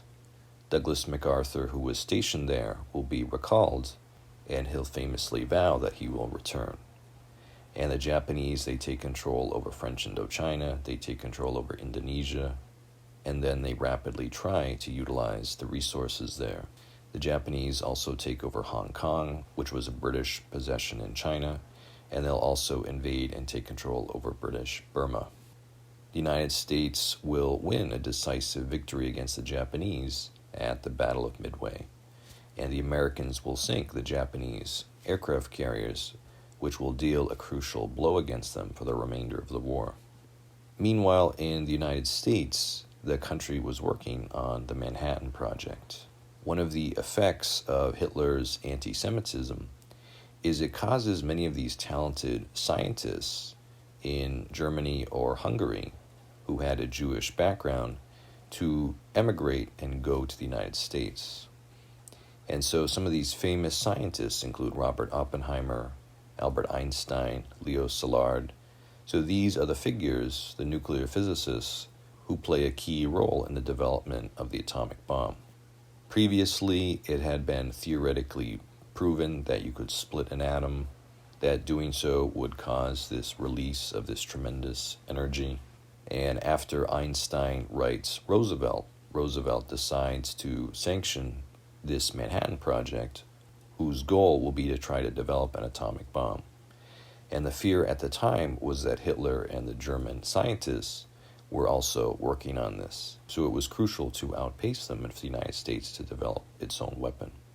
Finally, there will be this crucial test at Los Alamos in the desert, and after all this labor and work during the war, the project will be a success and they'll develop the first atomic bomb.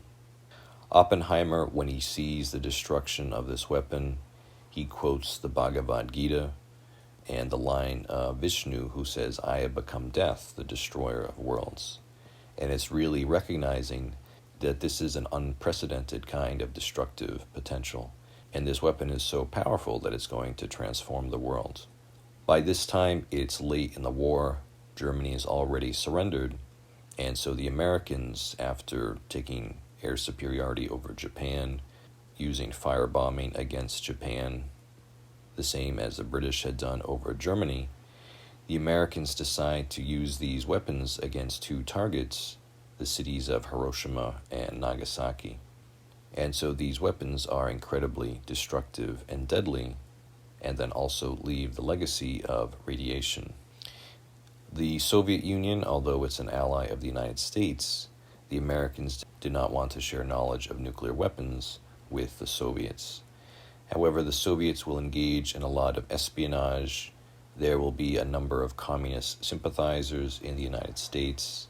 And not only will Stalin know about the development of this weapon, but information will be transferred to Russia and they'll be able to use this to help produce their own.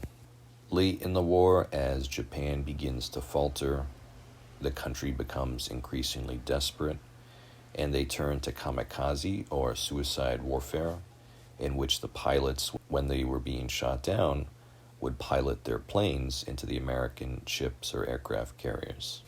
Japan develops this fanaticism, this fanatic devotion to the emperor, and they're willing to make these great sacrifices to preserve their sovereignty. There's a famous battle at Iwo Jima in the Pacific, and the Japanese put up this extremely extraordinary resistance against the Americans. And Iwo Jima ends with this famous image of the American soldiers raising the flag. As we mentioned, the Japanese do a lot of infamous and dishonorable acts during the war. As we alluded to earlier, there's this famous organization called Unit 731, which would experiment on civilian populations.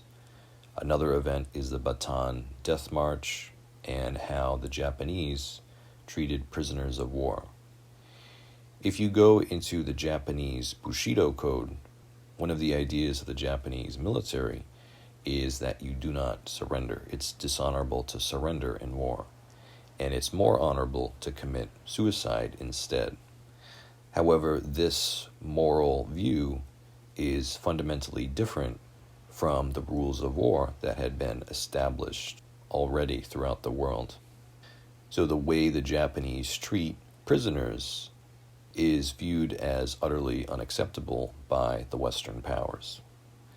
The Japanese will finally commit a great number of war crimes in China, and to this day, these two countries have very bad relations, and it's a legacy of these. The Prime Minister of Japan is Hideki Tojo, and finally, after using the 2 nuclear bombs and the extensive firebombing of Japan, the Emperor Hirohito pushes the country to surrender. One of the fears is that the Americans would abolish the position of emperor if it was an unconditional surrender, but when Douglas MacArthur and the Americans come to Japan to occupy the country, they decide to leave the emperor position intact. And the idea is this will hopefully maintain stability in the post-war occupation of Japan. The Americans will design a new liberal constitution for Japan. There will be war crime trials against Japan, similar to the Nuremberg Trials in Germany.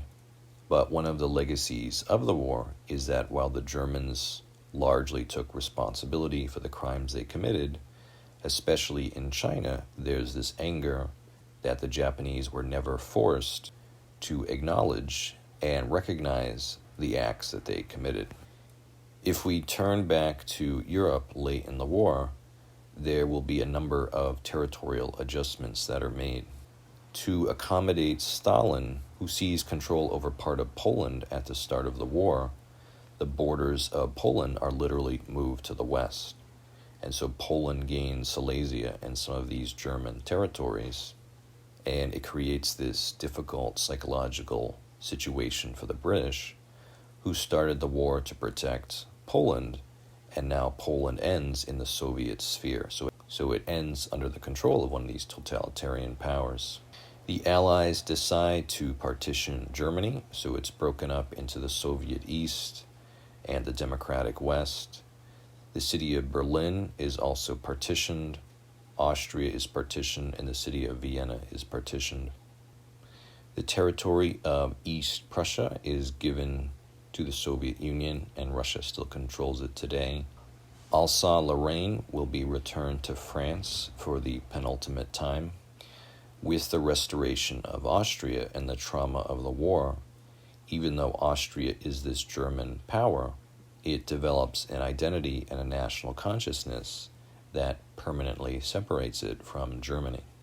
As Churchill states in a speech, an Iron Curtain separates Europe into these two zones. So you have the democratic and the capitalist West, and you have the authoritarian and communist East. And though the two powers are allies during the war, rivalry will gradually develop, and this will lead to the Cold War. The Western powers will come together in NATO, the North Atlantic Treaty Organization, and the Eastern states will join the Warsaw Pact with the Soviet Union. In Asia, Korea will be divided between a pro-Soviet North and a pro-American South. In China, after the evacuation of Japan, the Soviets will invade and take control over the region of Manchuria.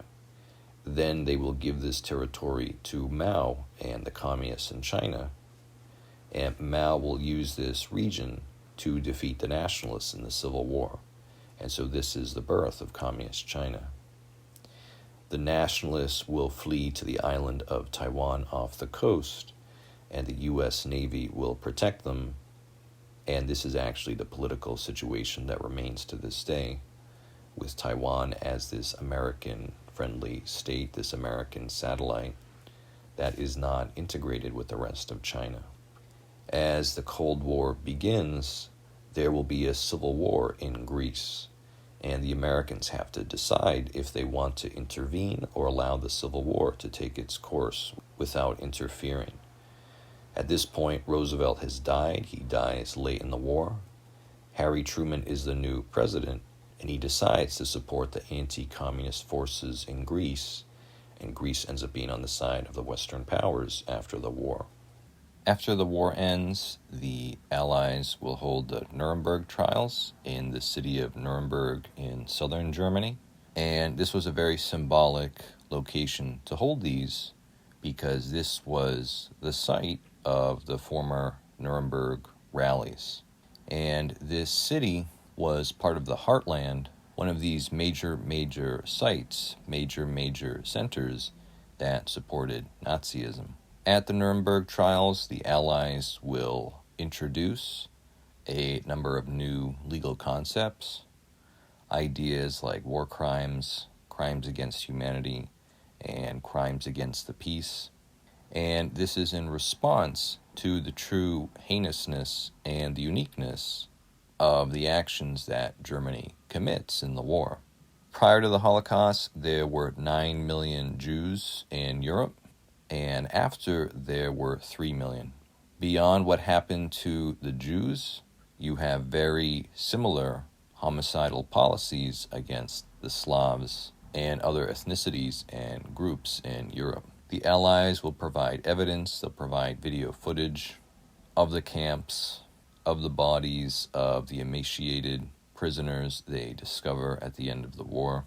And although the Soviets did have the Gulag, and the Americans themselves used concentration camps against Japanese Americans during the war, the German concentration camps and death camps achieve a unique level of malevolence. As we said, Hitler and Eva Braun commit suicide in the bunker at the end of the war. Goebbels and his wife also commit suicide in the bunker at the end of the war. Heinrich Himmler will make an attempt to escape under a false identity and then is captured, apprehended by the British. While he is in custody, he will take a cyanide pill and he will commit suicide. So of the high-ranking Nazis that we discussed, only a handful are still alive during the war crimes tribunals. One of the captured is Hermann Göring, who's the highest-ranking Nazi still alive at the end of the war. Göring had served as Hitler's second-in-command. Göring has lost a lot of weight, so he looks very different during the trial. And initially he tries to levy a kind of defense for the regime and their actions during the war. When he was initially captured by the Americans, Göring had this illusion that it would be like the First World War, and he'd be treated ethically, and he'd be able to retire, and he would be able to reminisce and trade stories with the Westerners about how they were beaten in the war. And he has this delusional idea, this unrealistic idea where he isn't aware of how criminal the regime he worked for was. Göring is going to be sentenced during the trials, and while he is in prison, he has a concealed cyanide pill, and he takes it and he commits suicide. One of Hitler's early supporters, who we discussed previously with his solo flight to Britain, Rudolf Hess, is there at the trial, and it's clear that he is extremely mentally unwell, and he will be given a long prison sentence. Albert Speer, who was Hitler's architect and protege, will also be on the dock at Nuremberg. And as we mentioned before, he was the, quote, Nazi who said sorry and tried to recognize the crimes and immorality of the regime.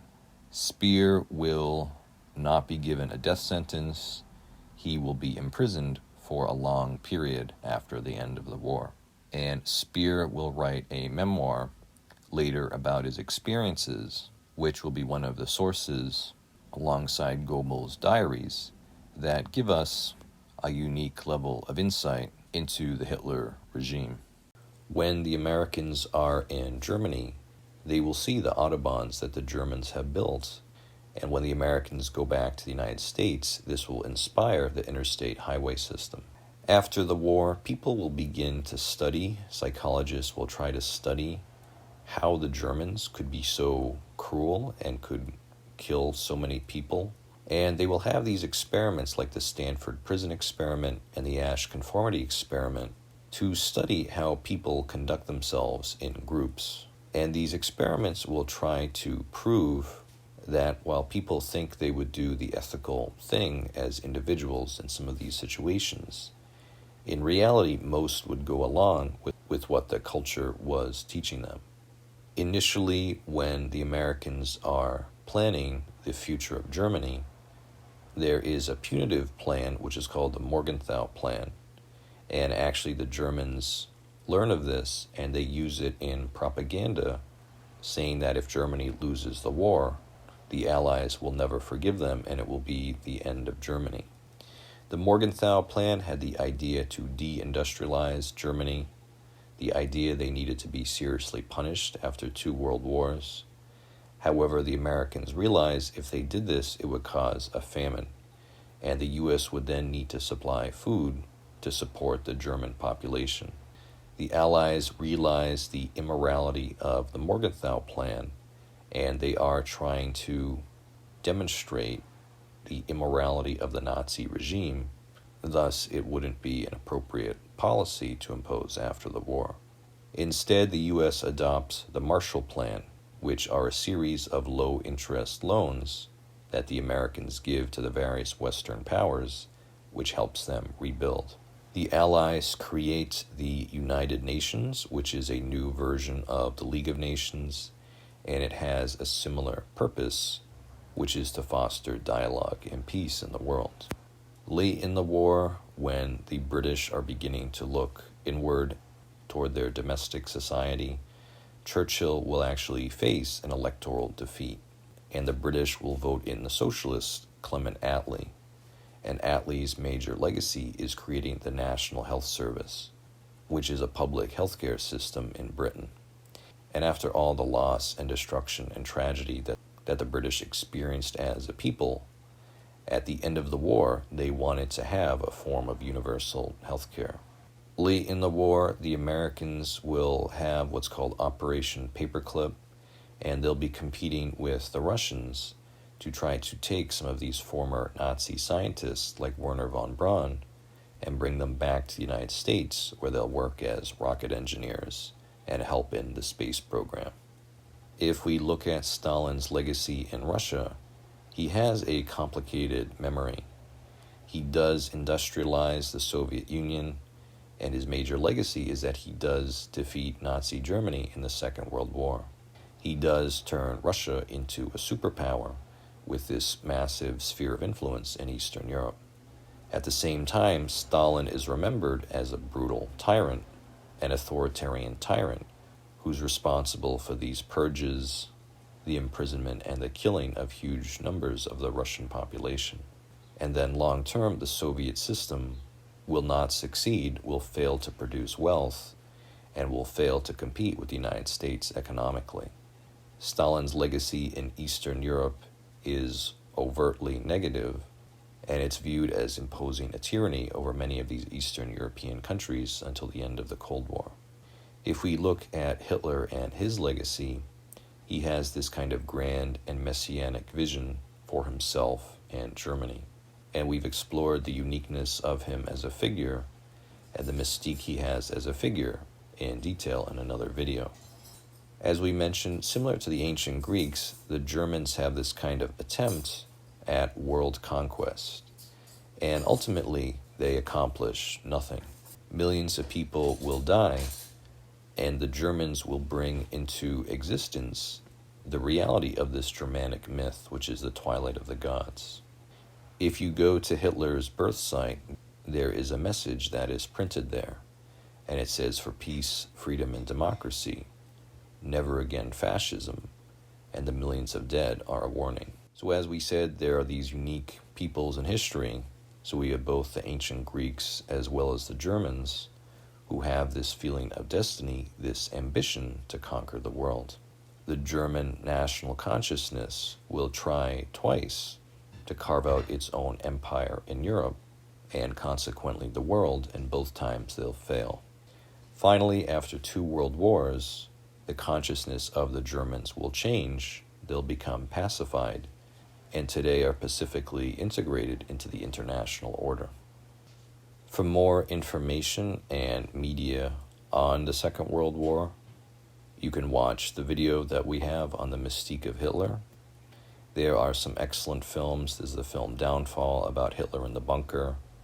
There's the film The Death of Stalin, which is a black comedy on what happens in the Soviet Union after his death. There is an excellent channel on YouTube by a professor and a specialist in the Second World War, Mark Felton, which has a huge amount of content on the war. There is an excellent map, an excellent visual of the Second World War made by Emperor Tigerstar, who makes map videos. And there's also the computer game and the computer game series, Hearts of Iron, which, if you're interested in video games, provides an excellent simulation, politically and militarily, of the development of the war. Thank you for listening, guys. It was a lot of work to put this together. Hopefully it will provide value to some of you, and looking forward to interacting with you more.